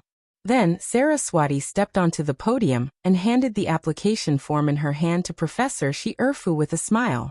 This brown-skinned girl from the Sorcerer Academy had a mysterious aura after her 3-month vacation. Professor Shi took her application form and looked at it carefully. He frowned slightly. Alchemy and astrology? Yes, Professor. Sarah smiled. I want to learn more about ancient alchemy. Then she turned her head to look at Aima and asked. Little Aima also chose alchemy and astrology. Professor Shi nodded. It's nothing to hide, Sarah said. It's just as I guessed. Alchemy is the source of magical technology, so it's bound to be very popular. She has the same talent for divination as me, so Professor Midya's astrology is a good choice.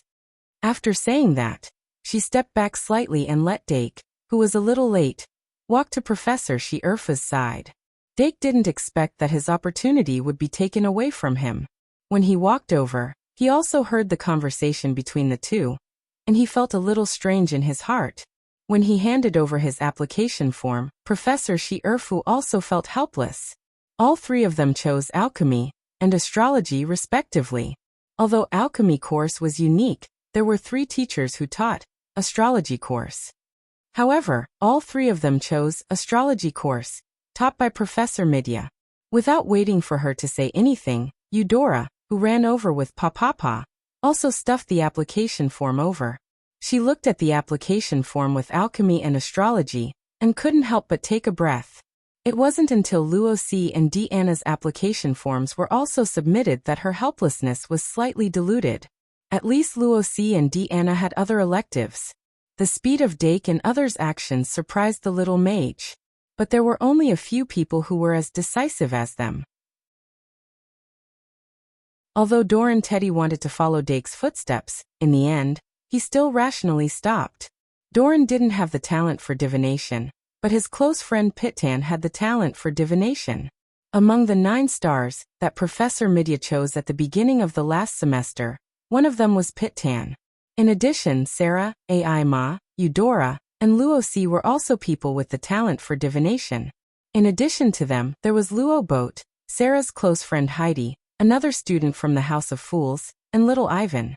If nothing unexpected happened, these 9 stars would all sign up for Professor Midya's astrology class.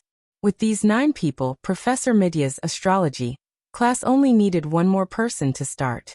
It was just that Luo Boat didn't have Vlad's possession, so who knew if he still had the talent for divination? Even Dake was only Ivan's proxy. The person who actually taught the class was actually little Ivan. At least that was what he thought. The break between the first class and the second class was only half an hour. Professor Shi only stayed in the classroom for 10 more minutes. In addition to Dake and the others, there were a few people who hurriedly handed in their application forms. However, White, Luo Boat, Doran, and Pitan were still hesitating. Professor Shi stood up and said, "Okay, if you want to submit your application, you can directly send it to my office. Even if I'm not here, I'll make sure someone is inside." After she finished speaking, she left the classroom without looking back. The tense atmosphere in the classroom finally relaxed. Luo Boat Broheim was the first to shout. "Really? How can you decide in such a short time? White, have you decided?" White Gouda also had a worried expression. Other than the night class, I haven't thought of anything else. What about you? Luoboat suddenly said bitterly. The night class is also one of the subjects I want to learn. The other one is the astrology class, but I haven't thought of it yet. Tell me, do I really have the talent for divination? White slightly frowned and thought for a while. You should, right? Didn't you see it? Luoboat covered his head. But after thinking about it carefully, I feel like I didn't see it. Also, in the astronomy class, I didn't really understand what they were talking about. Is the astrology class really suitable for me? White couldn't help but pat his increasingly strong arms and sighed. Maybe the astrology class really isn't suitable for you. Why don't you ask Professor Midya before making a decision? That's true. Luoboat cheered up. I can't choose an elective that I can't learn. Speaking of which, after ending the conversation with Luoboat, White suddenly said, Dake and Ai Ma both chose the alchemy class and the astrology class, right? Luoboat said without blinking. Dake probably chose the astrology class for his magic elf. As for the alchemy class, I'm already having a hard time learning the magic introduction class, so I don't dare to choose randomly. However, after pausing for half a second, White suddenly said, I want to choose the alchemy class, what do you think? The second class of the semester was Professor Ka Zayer's magic introduction class. Professor Ka Zayer, who came to the classroom 2 minutes early, suddenly found that he seemed to have become a hot steamed bun. A large number of students had been staring at him since he entered the classroom. Professor Ka Zayer suddenly remembered this until someone came to ask him about it. He simply asked the student to leave and waved his magic wand as he stood up. Ding-ling-ling. The bell of the class interrupted everyone's thoughts. Professor Ka Zayer simply waited until the bell disappeared. Then he held the podium and said, Good morning, ladies and gentlemen. About the elective class that I plan to open, the alchemy class, as the name suggests, is a class that teaches the knowledge of alchemy. Because of various reasons, you may have developed an extra interest in alchemy, but in fact, alchemy is just an old technology that's being eliminated. Here, I hope you can understand very clearly. The magic technology that we are learning is based on the foundation of alchemy. It's alchemy that's beyond ordinary alchemy. If you want to improve your magic technology by learning alchemy, I'm afraid you'll be disappointed. It won't greatly improve your magic technology, but it will give you a little more understanding of the origin of magic technology. So, if you want to improve your magic technology by choosing the alchemy class, please be careful. Professor Ka Zayer's speech could be said to be words of persuasion, but his charisma made people want to choose the alchemy class more. Alchemy followed a very strict principle of equivalent exchange. Whether it was breadth or depth, it had been surpassed by magic technology. Learning alchemy was like learning horsemanship in modern times. It was a thing that lacked practical significance, unless students had other purposes for learning alchemy. For example, Saraswati wanted to learn more about ancient alchemy to make up for her lack of knowledge in this area. And Ai Ma Mortis wanted to use this opportunity to deepen her research on ancient alchemy and crack the secret of the Gold King. The set of murals that she and Dake obtained in the secret passage had now encountered a research bottleneck. As for Dake Dimung, he just wanted to learn how to make some alchemy tools. But in fact, most students didn't think so clearly when choosing an elective class. Most of them would think, this is interesting. I like this. This might be helpful to me. And then choose. If the professor in charge of this elective class was the one who liked it, then it was basically confirmed. Therefore, after this class, many second-year students put the alchemy class in the 2 electives they wanted. This situation didn't change until shortly after the potions class in the afternoon ended. Suddenly, someone sent a message that the alchemy class was full. The limit of 30 students was simply too little when compared to the 5 grades of the academy. In fact, after noon, the alchemy class was already full. When the potions class ended, some people's applications were rejected, and they had to choose again. There were less than 10 second-year students who successfully squeezed into the alchemy class. The same thing happened in the night lesson. The enthusiasm of the Night Academy students for the night cultivation class was beyond imagination. Almost every Night Academy student wanted to take the night class as one of their electives. As a result, several Night Academy students wrote night class and alchemy class on their application forms. The most typical example was White Gouda. In order to accompany Luo to find Professor Midya for consultation, he was late in submitting his application form. He only applied for the night class and was rejected for the alchemy class. After losing his alchemy class qualification, Victor clenched his teeth and chose Transfiguration class, one of Robert's other elective classes other than night class. Transfiguration class was an elective class taught by their professor, Pawa Cheong-si. It was natural for them to have a preference. Moreover, if they could transform into a lion or tiger at a crucial moment, it would obviously greatly increase the safety of a magician. Especially when adventuring in the dungeon, it could help a magician escape from many dangers. However, the threshold for the Transfiguration class was higher, and Luo application was likely to be rejected. After the 3 lessons on Monday, Dake brought the magic elves to the spiral clock tower to clean up the club classroom. He treated the entire 10th floor as the club's activity area and spent a lot of time cleaning it up. The accumulated dust and sewage were flushed into the sewers. The air in the club classroom was refreshed by the fragrance of the healing flower after he tried to open Paradise. He could only wait until Traveler's Street was officially opened for renovations. He would customize the walls, furniture, and other items. Dake dragged his exhausted body to Claire's dormitory and expressed his concern about the twins' elective class. On the other hand, Eve and Aaron had finalized the elective plan yesterday. With Claire's help, they submitted it to the higher-ups and it had already been approved. In contrast, Dake was the one who was concerned about. After shaking off Claire's pestering and returning to the dormitory, Dake realized that Aurora was already sitting inside. The elves squinted their eyes as they enjoyed the supper brought by Aurora. They were all very intimate with her. Dake smacked his lips, sat down, and asked Aurora about her studies today. He mainly wanted to know if Victoria and Phoenix could adapt to the Academy's teaching environment. Aurora, on the other hand, immediately understood what he meant. However, as a first-year student of the Noble Academy, she was basically in the same classroom as the Knight Academy. She would only be in the same classroom as the Mage Academy and the Fool's Academy on rare occasions. Therefore, she could only tell Dake about Phoenix's situation. How should I put it? Even though Phoenix doesn't like to talk, she isn't bullied because she's from the Dimming family. On the contrary, she's rather favored. The professors take good care of her and always ask her to answer questions. Answer questions? Dake blinked and asked, "Did she answer the questions?" "I was worried at first, too." Aurora smiled. "But she's more knowledgeable than expected. It should be thanks to Sage Cyrus and Ms. Plant," Dake said with relief. "In that case, she should have earned a lot of credits, right?" Aurora nodded. "Yes, and she's very serious in class. She's a good kid." "Is that so?" "That's good," Dake said. "Then, what about the familiar? There should be a summoning class in your class schedule today, right? What kind of familiar did she summon?" "Wait, let me guess.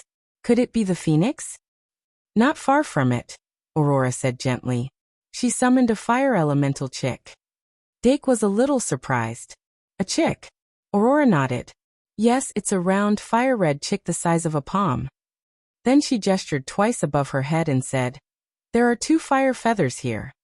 Dake asked, "Is she satisfied?" Aurora thought for a moment and said, "She should be quite satisfied, right? I saw her carrying the familiar on her head." Dake could not help but wipe his forehead. "Does she think her hair is a bird's nest? What about Victoria? Did you meet her in the cafeteria at noon?" "Yes," Aurora said with a smile. "I wanted to have lunch with her, but I saw that she was getting along well with 2 of her classmates, so I didn't go." Dake pondered. "It seems that she has made friends?" Aurora said, "Probably. Victoria's personality is so good. She must be very likable." "I hope so." Dake shook his head and muttered, "It would be great if she was in the aristocratic compound." Aurora watched quietly. "By the way," Dake said again, "Joey, John, Anna, and she?" Let me think." Aurora touched her chin and thought carefully. After a while, she said thoughtfully, Anna and Anchi are very active. Joey and I sit at the same table. As for John, I didn't see them. Dake naturally knew what she meant by active. However, it was not easy for the two little princesses to not cause trouble for him after entering the school for so long. As for Joey and John, although he promised their parents that he would take care of them, he had to wait for them to adapt for a while, right? Maybe the two siblings could work hard without needing him to take care of them? Thinking of this, Dake asked with concern. What about you? Do you need me to take a look at your familiar? Aurora's gaze immediately turned to Dake's magic elves. Her eyes suddenly lit up and she said excitedly, Can I? Of course. Dark smiled and said, A smart familiar can bring us great convenience in the Academy's life. And it is also our best companion. Aurora nodded and quickly took out her school card from her card bag and began to summon.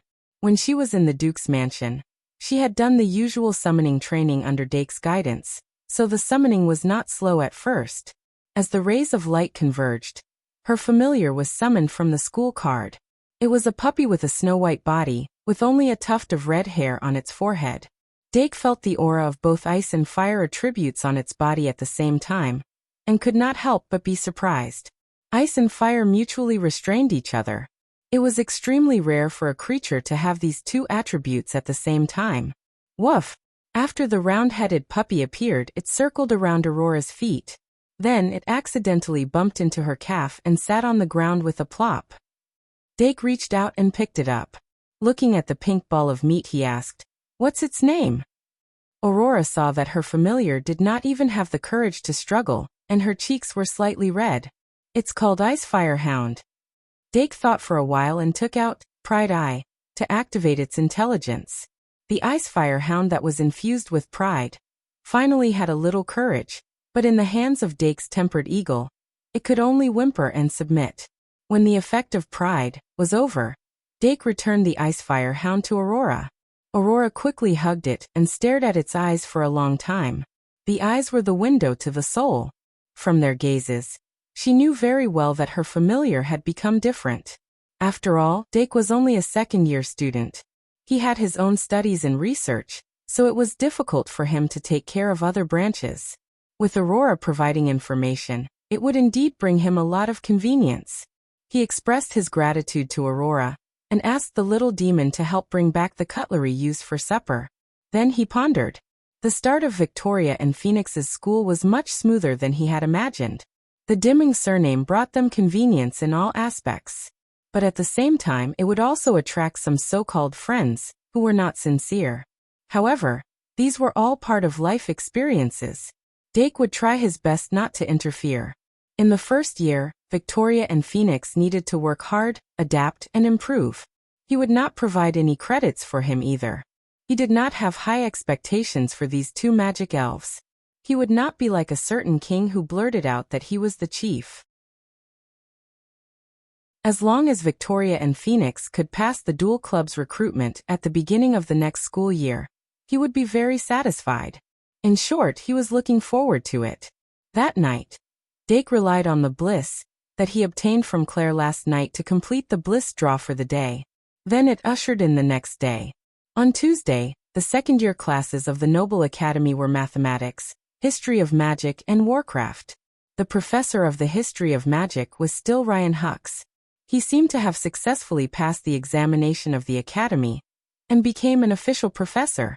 The professor of Warcraft was naturally the diligent Professor Nini. As for Mathematics, the textbook for Mathematics 2 did not seem to be completed as quickly as Professor Lily had imagined. The second-year Little Magisters only had 2 pages of materials and passed the first mathematics lesson of the new semester. 4 in 1 8,000 plus.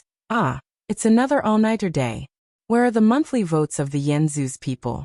Hashtag 165/233.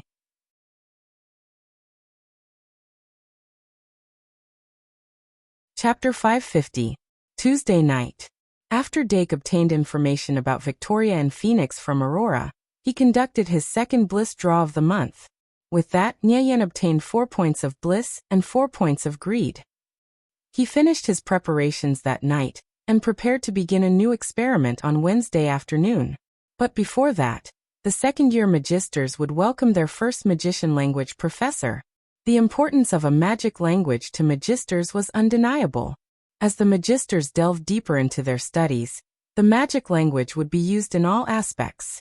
Whether it was the creation of magic spell cards or the directional creation of magic elves, they all required the use of a magic language. The difficulty of learning a new language from beginning to end was needless to say. Moreover, a magic language was a language that could be continuously developed and had no end point. Most magisters would continue to study it even after graduation and devote their lives to it. Remember the website, VIP, can't you? VIP. Therefore, it was important to lay down the foundation. Under such circumstances, a good magic language professor was crucial for students who had just come into contact with the magic language. Dake Dimming was no different in this aspect. Although he had self-taught a magic language, the foundation he had laid was ultimately not as good as the systematic teaching of a professor. There were too many aspects of a magic language that needed to be personally taught and carefully taught by a professor. Under normal circumstances, the sixth-year professor from last year should be teaching us. A professor who can teach a magic language must be a knowledgeable magister. I also heard that the professor is likely to take over as the dean of the House of Fools. At 7:30 in the morning, the magic language classroom was already full of people. The magisters obviously did not want to leave a bad impression on the new professor, so they all cleaned themselves up and looked very energetic. Dake sat down in his usual seat and took out the second-year textbook, Introduction to Magic Language, Mysterious Characters. The textbook he used for self-study was also a second-year textbook borrowed from the library, but last year it was called Introduction to Magic Language, The Weight of Mana. The Weight of Mana, Mysterious Characters, different descriptions, but the same concept. I wonder if there are any changes in the details? Dake treated it as a review and carefully flipped through it. With the arrival of all the students from the 4 branches, there were more and more speculations about the new professor. However, it wasn't quite the same as when they were first years. After becoming second years, the little magisters seemed to have grown up quite a bit. They no longer cared about whether the professor was strict or not. Instead, they paid more attention to the professor's ability and teaching standards.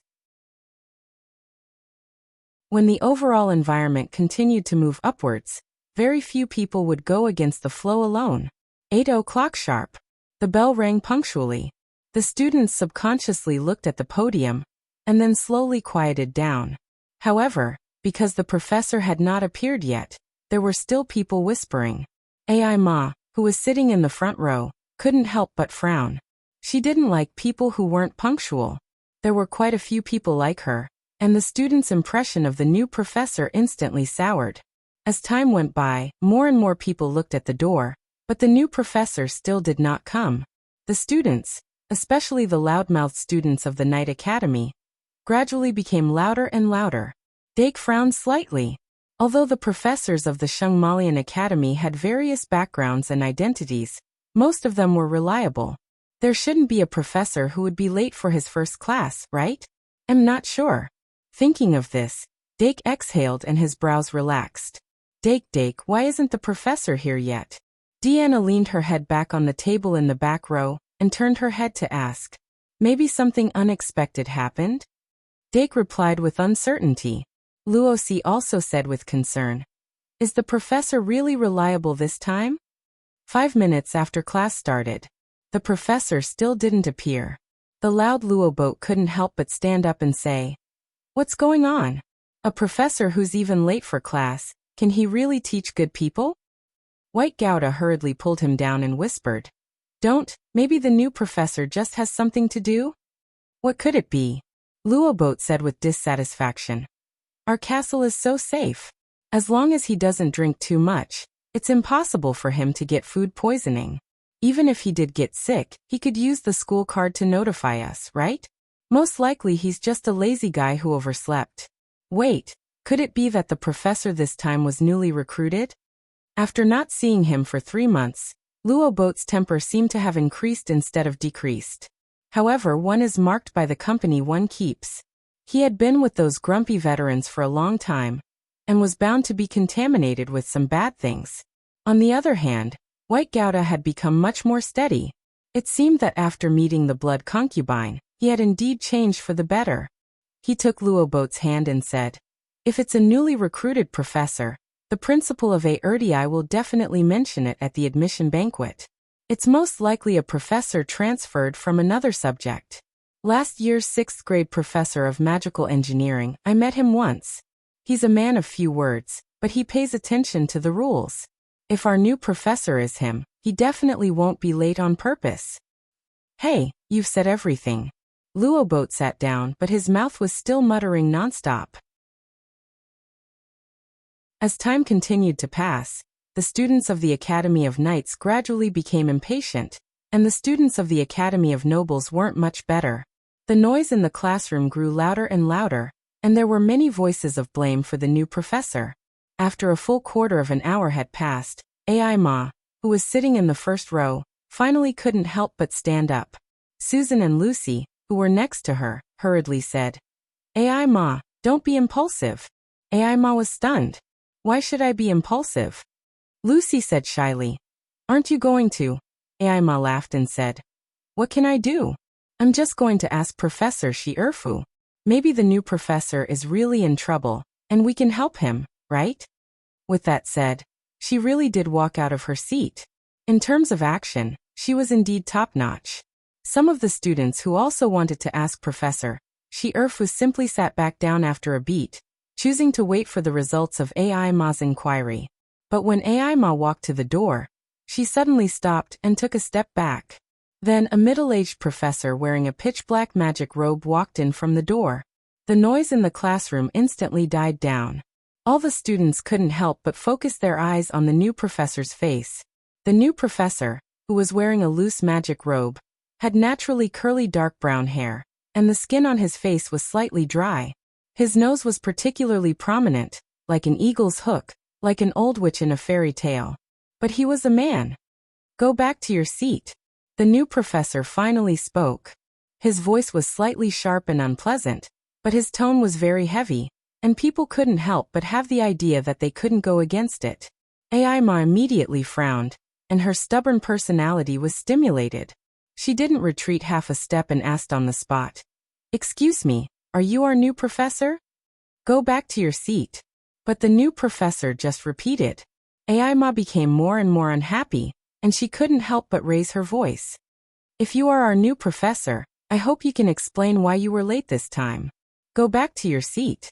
After the new professor repeated it for the third time, he suddenly raised his hand and pointed. His fingers with sharp nails stretched out from the wide sleeves of his robe. Then Ai Ma suddenly felt dizzy, and when she came back to her senses, she had already sat back in her seat. She put her hands flat on the table, and the moment she woke up, she was shocked. Susan and Lucy beside her couldn't help but cover their mouths, and their faces were full of horror. And after the new professor dealt with Ai Ma, he waved his sleeves and the door of the classroom automatically closed. He himself stepped to the podium, neatly stacked the books in his hand on the podium, and faced the classroom. The classroom was silent at this time. Everyone saw with their own eyes that the new professor just gently pointed, and Ai Ma Métis, who was outstanding in the class, completely retreated according to the trajectory that she went out. She didn't even have the slightest ability to resist and sat back in her seat. Just this move alone was enough to make people feel frightened. The new professor, who was 15 minutes late for class, exuded an extremely dangerous aura. At the back of the classroom, Luoboat lowered his head and couldn't help but whisper, "White, is it him?" White also lowered her voice as much as possible and said, "It's him, last year's 6th grade magic engineering professor." Luoboat couldn't help but complain. "Is this what you mean by a taciturn person?" "White. He's a taciturn person." "Ah." White suddenly screamed, and her whole body floated uncontrollably. Then Luoboat next to her also floated up. But Luoboat reacted extremely quickly. He immediately grabbed the edge of the table and stopped his body from floating up. But before he could say anything, he suddenly felt his fingers uncontrollably open. His whole body couldn't move at all. He could only watch as he floated up and hung from the ceiling with White. The students in the front row suddenly turned their heads. They couldn't help but widen their eyes, and their mouths were wide open. The new professor on the podium only said briefly, "Chatting is not allowed in my class." Then White and Luoboat's mouths were tightly shut, and they couldn't make a single sound. The chicken had been killed, and the monkey had been made an example. The junior magisters all kept quiet out of fear. No other sound could be heard in the classroom besides the new professor. Then the new professor turned around and wrote his name on the blackboard with chalk. Halderbode. Remember this name. From today onwards, I will be your magic engineering professor. If nothing unexpected happens, I will teach you until you graduate from the 6th grade. Halderbode said slowly in a low voice. The 2nd grade students deeply engraved this name in their minds, but their hearts were shrouded in dark clouds.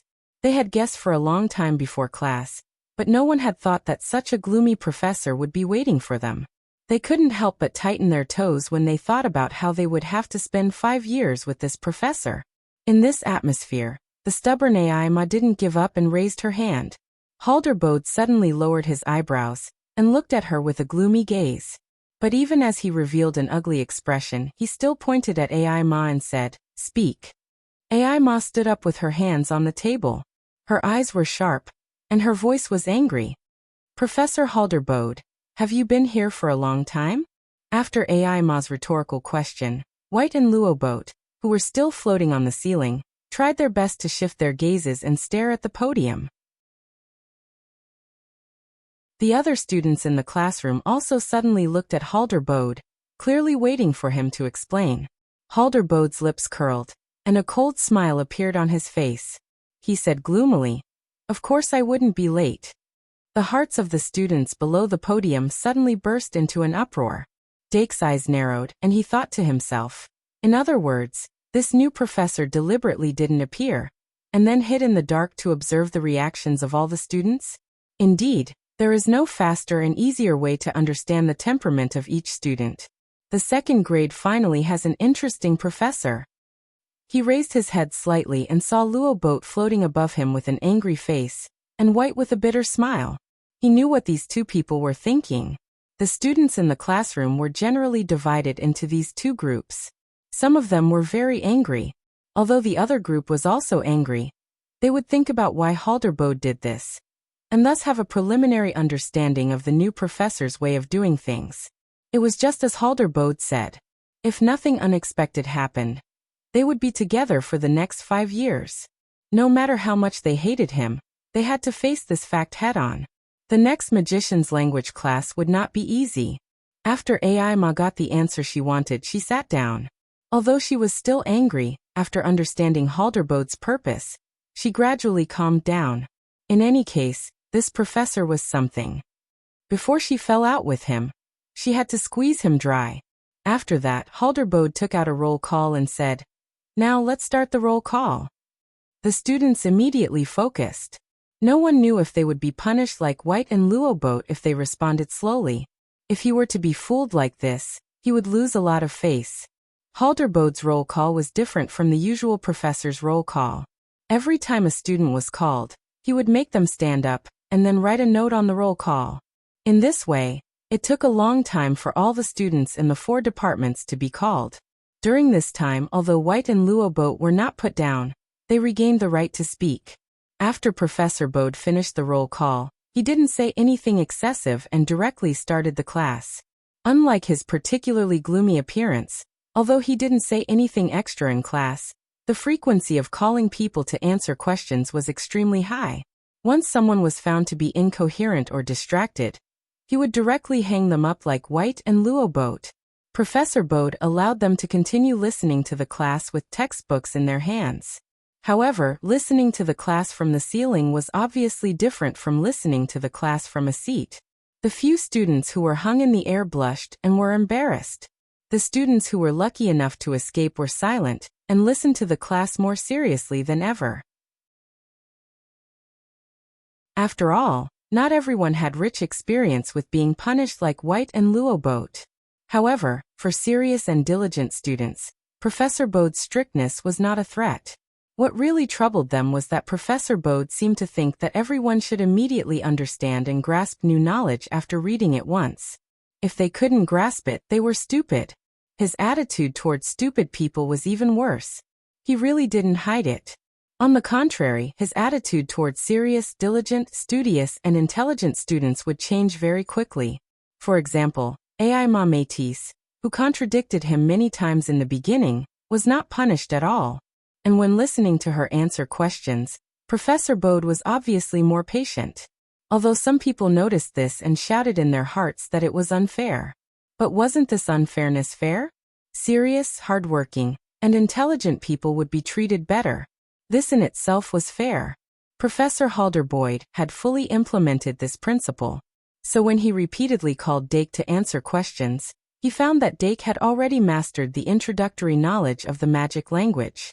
When he explained the content, he suddenly became more in-depth and would say more things that were not in the textbook. In the middle of the class, Dark was keenly aware of this change. In his heart, his impression of this gloomy professor suddenly increased by several times. While everyone else still retained their dislike of Professor Bode, Dake found that he somewhat liked the professor. He carefully listened to the class and took notes. His curiosity couldn't help but increase. Generally speaking, people's views would change according to their different positions. Dark never denied his double standards and had a clear grasp of his own psychology.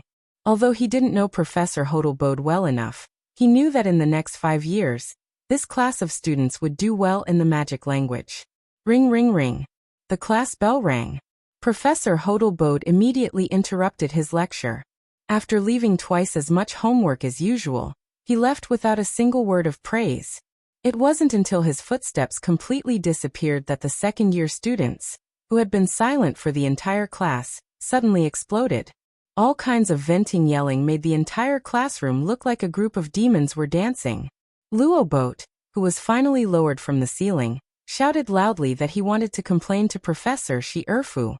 A Knight Academy student, who was also hung from the ceiling, immediately reached a consensus with him. He even started to jointly complain, and began to collect signatures. Dake was just thinking about the new knowledge he learned in class when he suddenly realized that the complaint signature form was already in front of him. He opened his mouth and returned the form to Luobot, who was in charge of this matter, and asked, "Are you going to tell Professor Shi Erfu that you were punished by Professor Bode for being absent in class, so you want to complain to him and get him replaced?" There was no parent committee in this world. After listening carefully, Robert's expression froze, turning into a purple eggplant. However, the most dispirited people in the classroom were the students of the House of Fools, who had always been insignificant. This was because Professor Bode mentioned before the class that he had indeed taken over the position of the Dean of the House of Fools. What kind of huge changes would Professor Bode's position bring to the House of Fools? Would the students of the House of Fools, who had always been muddling along, be able to continue until they graduated? Could well prepared, and most likely continue to be the shield that protected the House of Fools? Would Victoria Dimming, who had just become a first-year student of the House of Fools, be able to recover? The most interesting thing about this world was that the situation was always changing. As long as one was willing to discover, there would always be endless melons to eat. Dake Dimming comforted Deanna, who was even more confused after the class, while looking forward to the future. It was already the 3rd day of school, and there was finally something different. After the magic and language class, it was Professor Pawa Cheong-si's dual class, which was also the last class of the week. The second-year students received the notice last night, and came to the dual hall on the first dual class of the second year. Professor Pawa Cheong-si, who was dressed casually, warmly welcomed them with high-intensity physical training in the first class. Of course, this was not a show of strength. Professor Pawa Cheong-si was just using his enthusiasm to tell the students that the dual class of the second year was not as complicated as before. 3 words: run. Professor Jones waited until there were only a few students left on the ground before he said with a hand on his chest, "I don't know if Professor Nini forgot to tell you. Anyway, starting from the Friday afternoon of the 4th week of school, the dungeon in the college will be officially open to second-year students. However, you have to rent a dungeon escape device to enter the dungeon. When you were in your first year, you entered the dungeon to enjoy the scenery. I believe you know the importance of physical fitness. In order to prevent you from entering the dungeon out of curiosity and triggering the dungeon escape device, due to exhaustion, from today onwards, every dual class will be held in the hall. I will customize the physical fitness training plan, according to your physical fitness. You have 3 weeks to train. On the 25th of September, there will be a physical fitness assessment. Those who pass will be rewarded with academic credits. Those who fail will have their academic credits deducted and will be banned from entering the dungeon until Halloween. The more Professor Pawa spoke, the more the students' jaws dropped. When it was mentioned that they would be banned from entering the dungeon after passing the physical fitness assessment, the students who were lying on the ground gasped in shock. Due to the presence of the dungeon escape device, many students did not pay much attention to the dangers of the dungeon. They also did not experience the pain of being in debt. During this period of time, the topics were either elective classes, clubs, or the dual club in the dungeon. Their desire to enter the dungeon for tourism was getting stronger. Professor Cheong-si's words were like a heavy blow to their heads, leaving them speechless. Of course, this is a dual class and not a physical fitness class.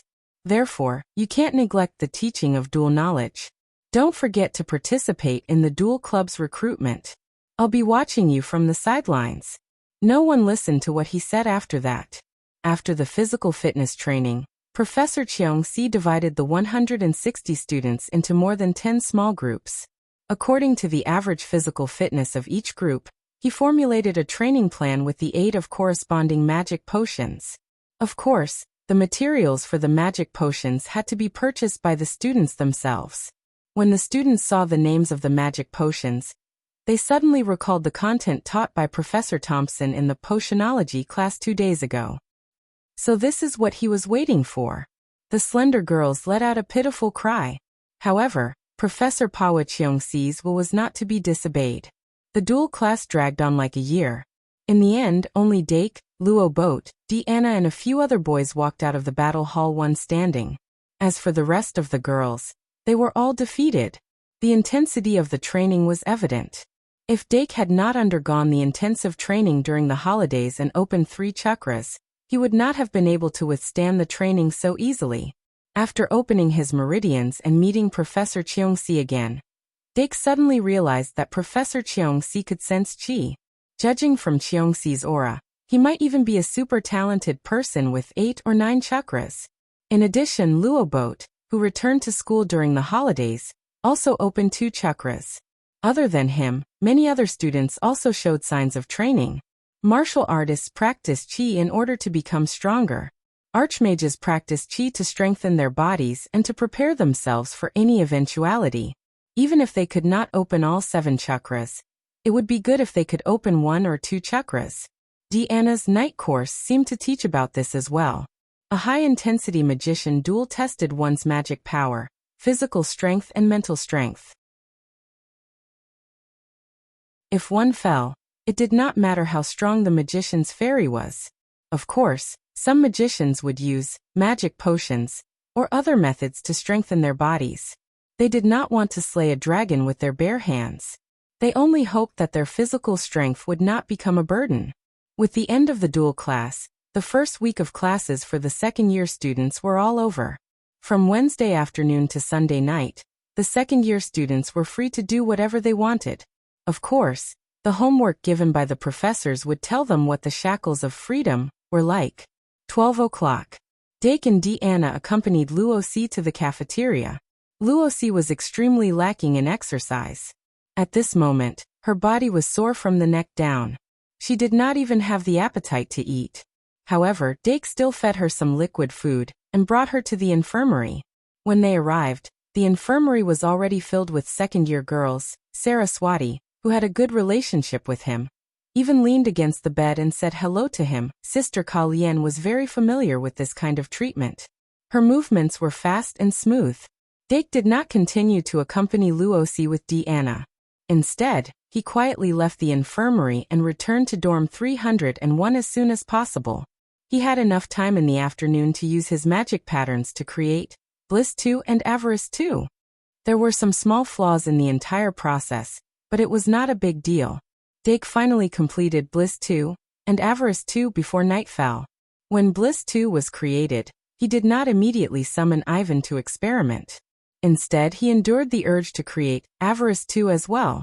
This way, he only had one Bliss and one Avarice left in his reserve of Bliss. Bliss 2 and Avarice 2 were created with magic patterns. Other than being able to raise the level of the little monsters, polymorph monsters, trash slimes, and Ivan to 2 stars, their biggest use was to allow Illusory Beast Ivan to jump from a blue card to a gold card, allowing him to obtain 3 extra killing moves. Dake already had a Avarice 2 card. However, after the new creation method appeared, the old Bliss cards would slowly be phased out. Dake would not throw them away. There was a high chance that he would store them for later use. In comparison, Bliss 2 was created for the first time. He was very much looking forward to what kind of killing move Ivan would obtain after using Bliss 2. Dake resisted the urge to experiment immediately. First, he tidied up the remnants of his experiment, then flipped the notebook to the page with the list of Ivan's killing moves. Pride 2 First Edition. Mimic Round Eyes Pride. Pride 2 Second Edition. Mimic Round Eyes Pride. Help Pride 2 Third Edition. Mimic Round Eyes Pride. Help Big Sunny Day Pride. Avarice 2 Second Edition. Mimic Round Eyes Greed. Desire cross out the first and second editions, leaving only the third edition. Let's start with Avarice 2 Third Edition, Ivan.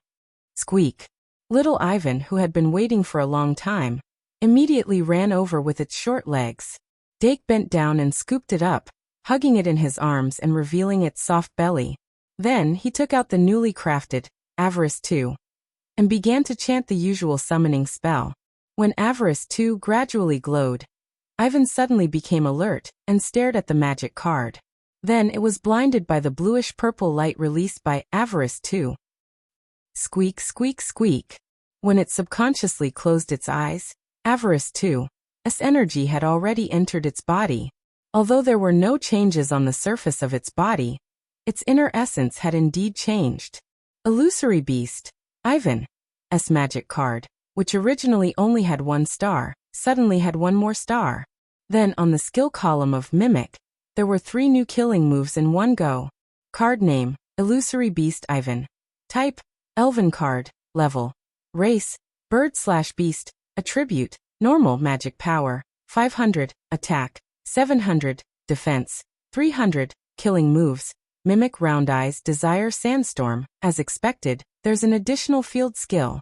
Dake continued to inject magic power into the card and received feedback. Its eyes were filled with the excitement of anticipating success. A Pokemon like Ivan belonged to the normal type before it evolved. Although it could learn the ground type sand stirring and tunnel digging skills, it was actually unable to learn other ground type, rock type, and ice type skills. Of course, the rock type sandstorm field skill was originally not in the list of skills that it could learn.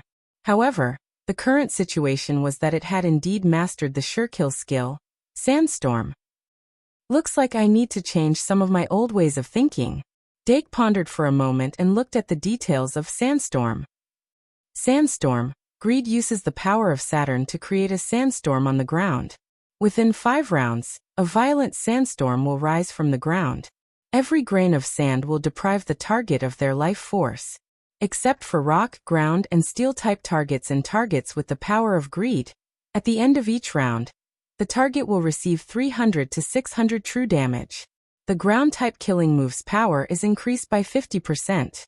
The rock-type Elven's defense is increased by 50%. A field skill that's completely different from Great Sunny Day Pride. Dake lowered his head slightly and saw that little Ivan was gently biting his arm. He didn't care. Compared to Great Sunny Day Pride, Sandstorm Greed's effect lacked the ability to reduce attributes that countered each other.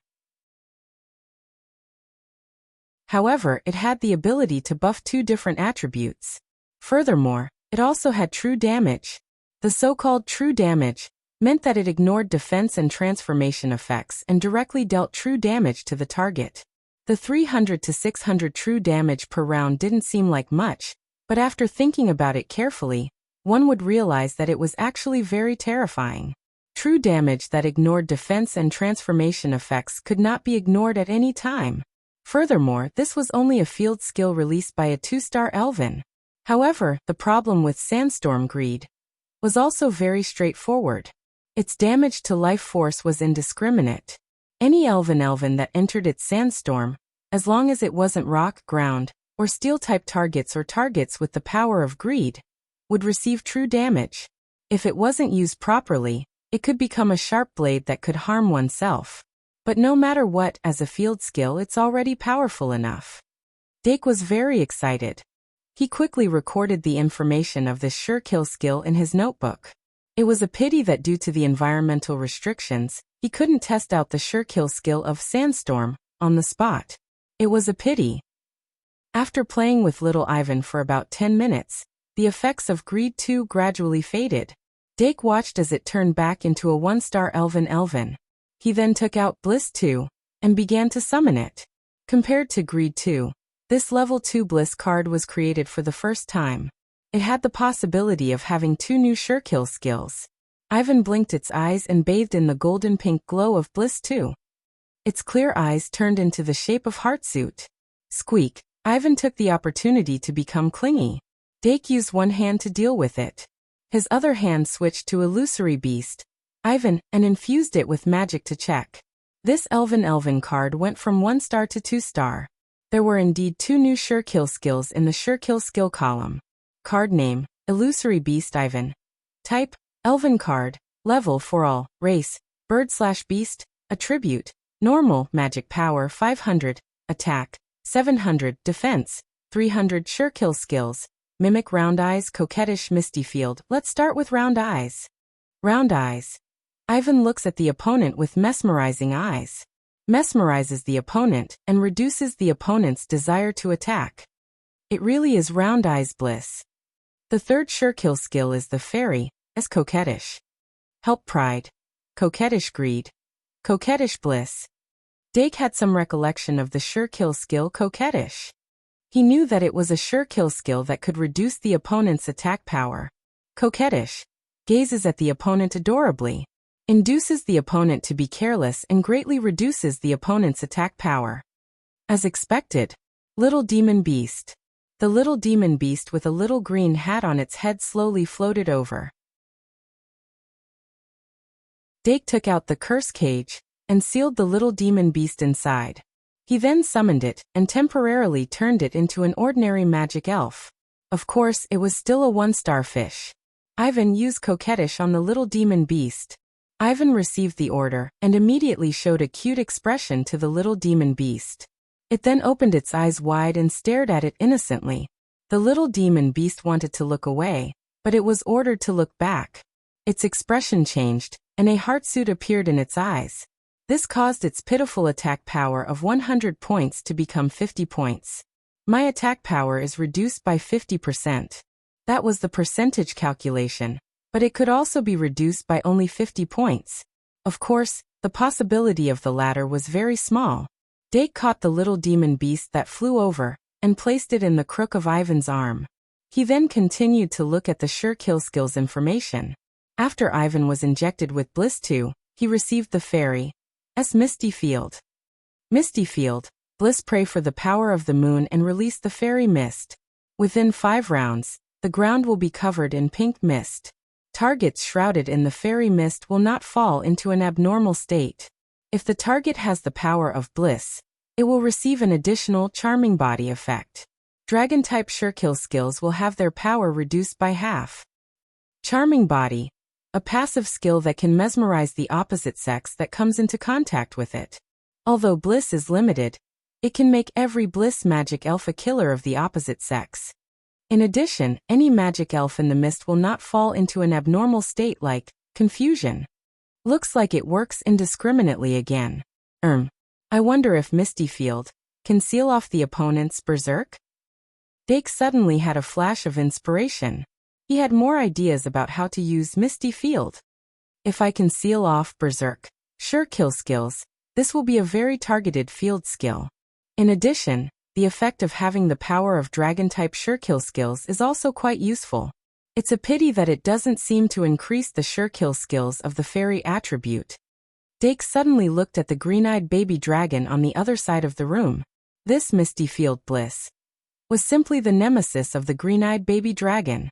The green-eyed baby dragon's reverse scale, was very likely to be sealed by the fairy mist.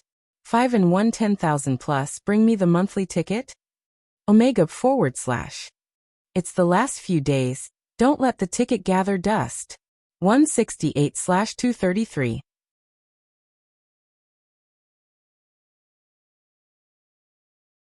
Chapter 551.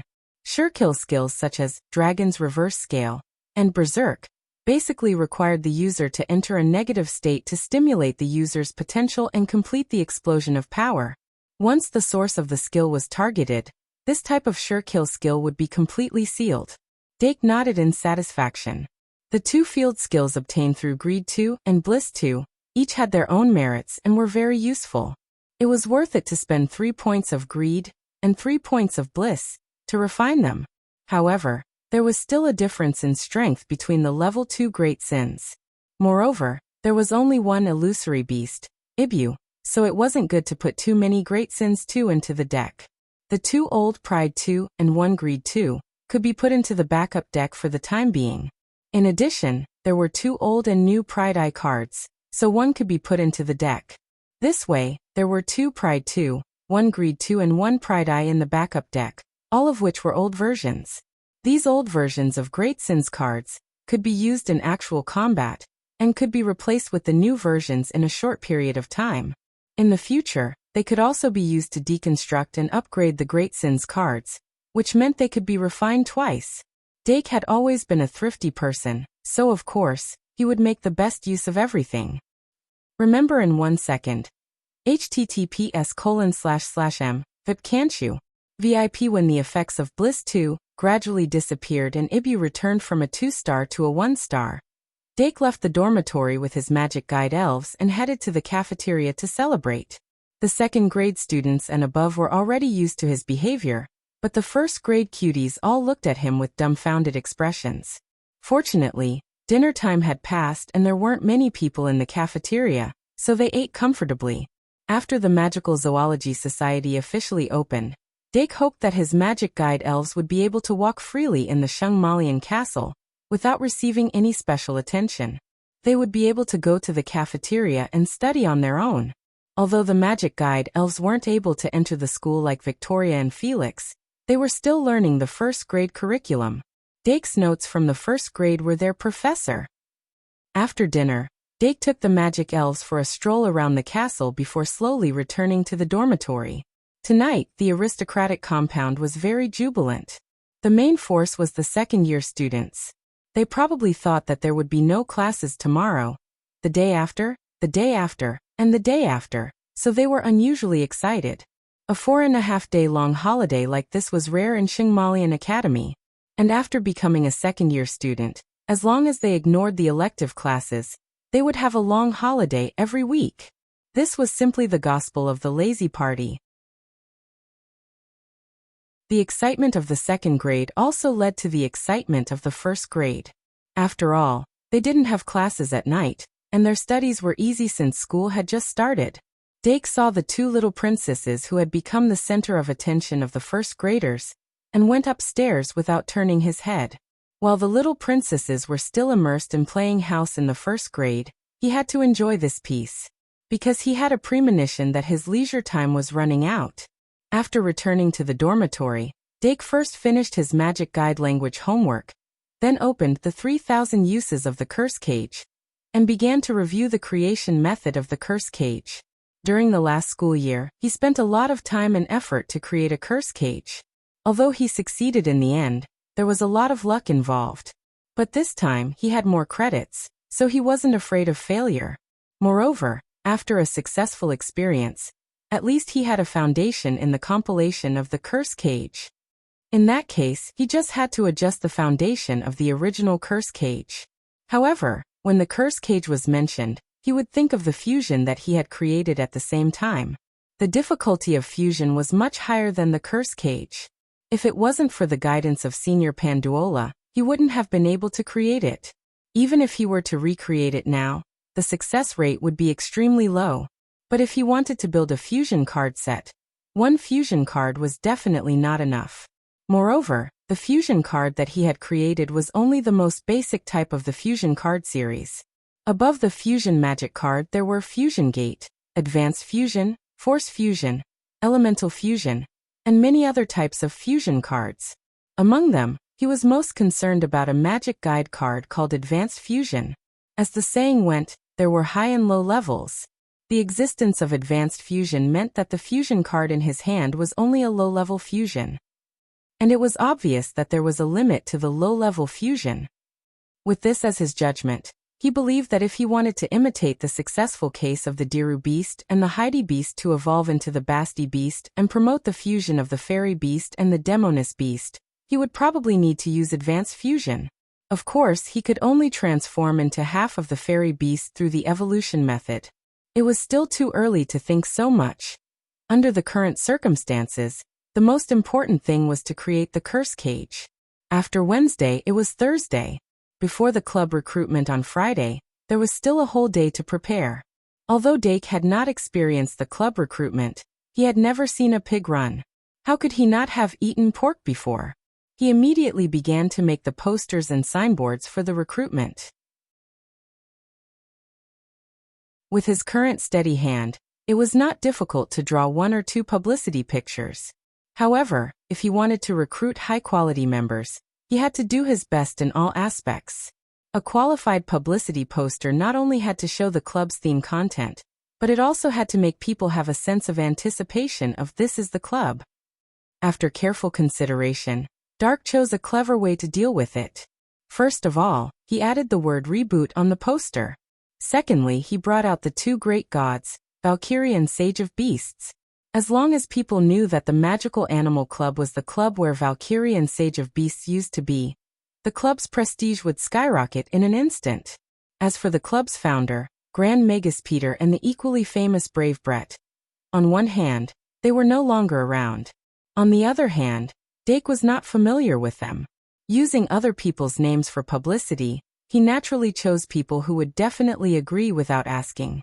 Finally, and most importantly, he had to clearly indicate the number of recruits on the poster. For this semester, Dake only planned to recruit 5 people. Not one more, not one less, just 5. Better to go without than have something substandard. Combining the above elements, Dake reluctantly drew 2 posters. One was to be posted on the board as a signboard, and the other was to be posted at the recruitment site. In the process of making the poster, he was full of expectations that the club's reserve members, Deanna and Luo C, would come to help, but they did not come. This gave Dake a vague bad feeling. But because he was busy making the poster, he did not knock on the 2 girls' dormitory door. Time flew by, and in the blink of an eye, it was Friday morning. Dake came back from his morning exercise, took a hot shower, and came to the desk. He listed all the items he needed to buy this weekend, and prepared to go to Traveler's Street after the recruitment. These days, because of the physical assessment, there were more and more people doing morning exercises. But most of the students' morning exercise intensity was still not high. They needed a process of adaptation and the help of magic potions. Dake also received the training plan customized by Professor Cheong Si. What surprised him was that the training plan was not for physical fitness, but for chi. Professor Cheong Si saw his situation at a glance and customized a corresponding morning exercise plan. According to this plan, he could probably open the 4th chakra before the end of his 2nd year. Although this speed was not fast, it was actually very powerful if he could achieve it with only a small amount of time in the morning exercise. Most importantly, this would not affect his daily pace at all. He could not spend time on chi training. If he could integrate it into his morning exercise, it would be perfect. Dake gradually calmed down and concentrated on thinking. In addition to the materials for the magic potion for the morning exercise, the things he needed to purchase this weekend included the materials for the spell cage, the modification materials for the club's classroom, the cultivation magic potions for the cat grass and the worm tree, and the magic props that could guide the fragrance of flowers.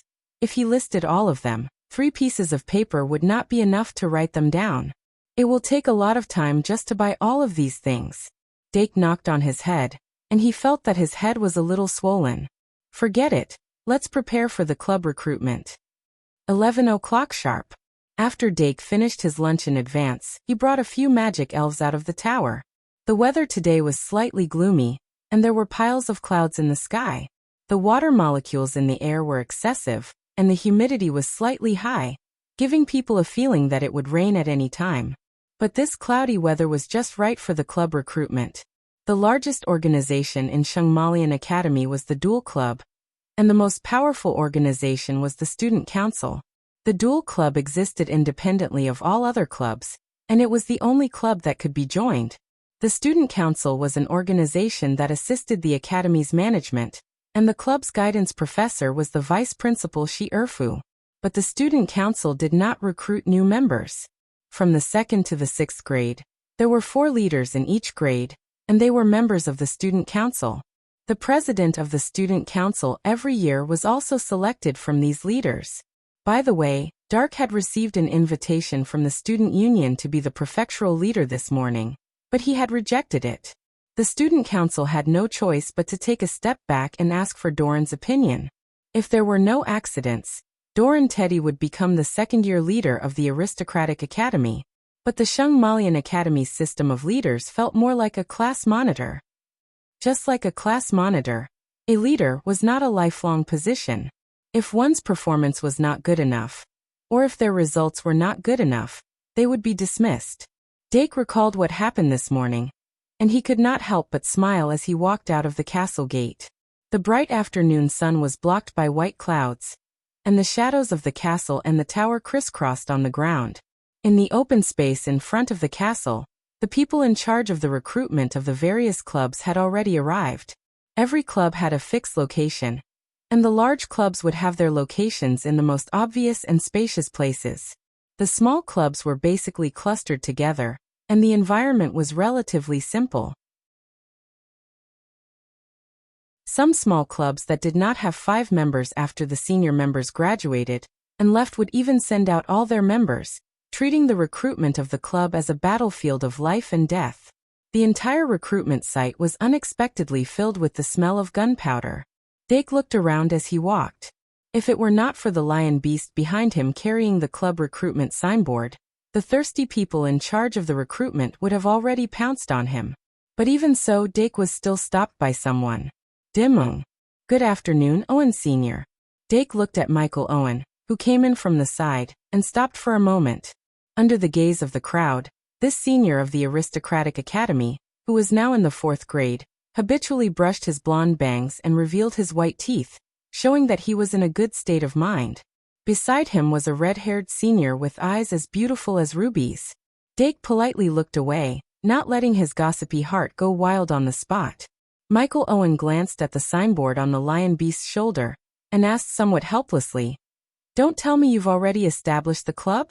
Even the old foxes in the senior years are not as fast as you." Dake laughed and said, "Senior, is there a problem?" "Nothing."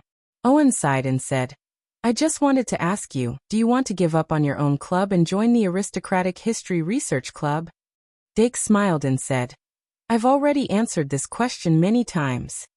Owen took a deep breath and suddenly lowered his voice and said, "It's like this. If you join our Aristocratic History Research Club, you only need to endure for a year, and when you're in the 3rd grade, you'll be the president." As soon as he said this, Maggie, who was beside him, raised her eyebrows. There were people in the other clubs who were paying attention, and there were also people who looked shocked. Obviously, Owen had deliberately lowered his voice, but it was still heard by others. However, making such a promise in such a public place was also a show of sincerity. Dake felt his sincerity and said calmly, "But I'm really not interested in the Aristocratic History Research Club." Owen hurriedly said, "There are people in charge of the Aristocratic History Research Club. Our club is really—" Dake suddenly raised his hand to stop him and said, "That's enough, Senior. I've already made it very clear." Then he patted Owen's shoulder and continued to walk to the corner of the venue. A newly established club had no human rights. Michael Owen stood in the same place for a long time, and in the end, He was pulled back to the Aristocratic History Research Club's recruitment site by his girlfriend. The Aristocratic History Research Club was very large, and it was ranked very high among the clubs in the Shungmalian Academy. Their recruitment site was spacious and gorgeous, decorated like a luxurious suite. Meanwhile, in the recruitment area, a senior student who also had bright blonde hair was sitting behind a curtain, drinking pearl milk tea that had recently become popular in the palace. It seems that you didn't complete the mission. When he heard Owen and Maggie's footsteps, he said without raising his head, "I'm sorry, President. Dake Dimming has already established a club. And it's the club that the Valkyrie and Hero joined when they were students." The Animal Club? Yes. Then there's no other way. You can see if there are any other potential newcomers. I'm going to take a nap. Michael Owen looked at the new president who was leaning on the recliner in the blink of an eye, and his mouth twitched. At the beginning of the new semester, this fifth-year student, who had been wandering outside after joining the History of Aristocrats Research Society, suddenly rose up and kicked some of the members, led by Angus Jeffrey, out of the History of Aristocrats Research Society. Yes, he kicked the president out. Michael Owen was lucky to escape this disaster because he was marginalized by Angus Jeffrey last semester, and even returned to the center of the club's power. Before the other clubs could react, the Aristocratic History Research Club had quietly completed the change of power. Before that moment, Michael Owen had never thought that there would be such a change. At that time, he was still worried about his future situation. However, Angus Jeffrey's reputation was almost ruined during the holidays, and he became a laughingstock. It seemed natural that he would be replaced. It was just that this new president was a little too lazy. The reason he kicked Angus Jeffrey out seemed to be because he couldn't afford to lose face if he continued to let Jeffrey be the president. Dake finally occupied a small and simple space in the corner. Then he inserted the signboard on the ground and spread the poster in front of the table. He sat down calmly, patted the table, and prepared to welcome the guests. A table and a chair were all that this place had. In fact, other places might be bigger, but they had their own decorations. I hope I can recruit 5 people today. Dake took a deep breath and focused his eyes. Then he let the lion beast hang the single scabbard, and stood upright on the other side of the signboard. He let the fox beast stand behind the signboard and act as the hostess. He put Meow Meow and the fruit-gnawing bug on the table as the lucky cat and the fruit plate. Then he let the young green-eyed dragon turn into a dragon egg and pretend to be a huge magical animal egg. Finally, he let the Diru beast and fairy Ibu go out to solicit business, and let the little demon beast go out to scout for information. In this way, the whole arrangement was complete. However, the recruitment would only start at 12 o'clock sharp. At that time, the students who had been waiting for a long time would flood into the venue like a wave. The majority of the people would definitely be the second-year students who were eager to join the club, but there would also be a lot of first-year students who were just here to join in the fun, or to prepare for next year's club. In addition, there would also be students who didn't join the club or wanted to leave the club and transfer.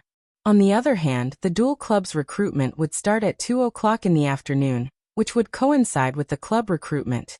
The second-year students had 2 hours to make a preliminary selection. Although the club recruitment would last until the end of the weekend, if the club recruited satisfactory new people, it was very likely that they would close the stall.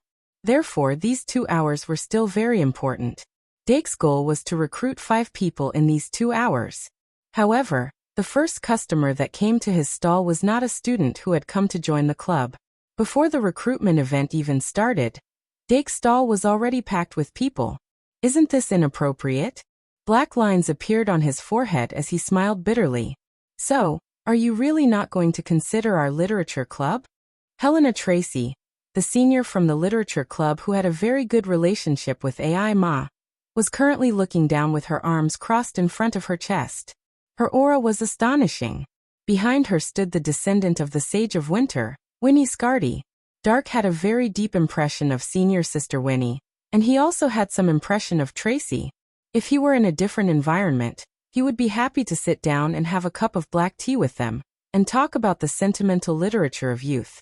But now was obviously not the right time. He had to declare again, "Seniors, please take a closer look at my signboard. I'm also here to recruit new people, not to be recruited. However, Helena Tracy only smiled and said, "Don't blame me for not reminding you. Our little AI Ma has already promised to join the literature club. If you want to have more opportunities to interact with little AI Ma." "Are you using someone who has not joined the club to seduce me?" Dake could not help but smile bitterly. "I don't have that kind of relationship with her." "That's right. You don't know what's good for you, woman. Dake Dimming should join our astrology club." The cold-faced senior wearing glasses suddenly interrupted. The other woman beside him immediately echoed, "Even the magic elf has the gift of divination. He's simply a natural-born fortune-teller. Only our astrology club can give him the greatest support." The corner of Dake's mouth twitched. "Senior, the magic elf is a magic elf, but I don't have the gift of divination." The woman from the astrology club smirked and said with a look of having seen through it, "You don't have to be modest. Eudora has already revealed to us that you are the son of stars." "Oh my God, what did Eudora say to these people?" Dake couldn't help opening his mouth and couldn't speak for a long time. He also had an impression of these two people, but he just happened to meet them yesterday afternoon. It was these two people who tried to abduct his Luosi, causing his 3/5 to be missing a crucial part. As for Eudora, she heard that it was Professor Mitya who asked her to join the astrology club, so she could only obey. "Hey, can you guys listen to what others have to say? We have to respect the opinions of the newcomers, right? The newcomer of the sports club?" A muscular man who looked like a student from the Night Academy suddenly raised his voice, attracting Dake's attention. Dake turned his head to look at him, and he couldn't help but frown. It was this person who pestered him and tried to abduct his Deanna yesterday. Although Deanna expressed her refusal again and again, this senior's skin was as thick as his muscles. What was even more shameless was that this senior even prepared a big bag of candy to try to corrupt Deanna's iron will. Too shameless. 3 and 1 6,000 plus, 169 of 233. I vomited blood watching the Olympic gymnastics yesterday. I only wrote half of it. I will write the other half after I wake up. Warm reminder. This month's monthly ticket will expire in 2 days. With 14,000 words as the base, however many monthly tickets are added today, the update at this time tomorrow will add the same number of words, rounded. Challenge the limit. You're tuning in to the Earbook Haven YouTube channel. Don't forget to subscribe and join us on this journey to catch the most captivating stories.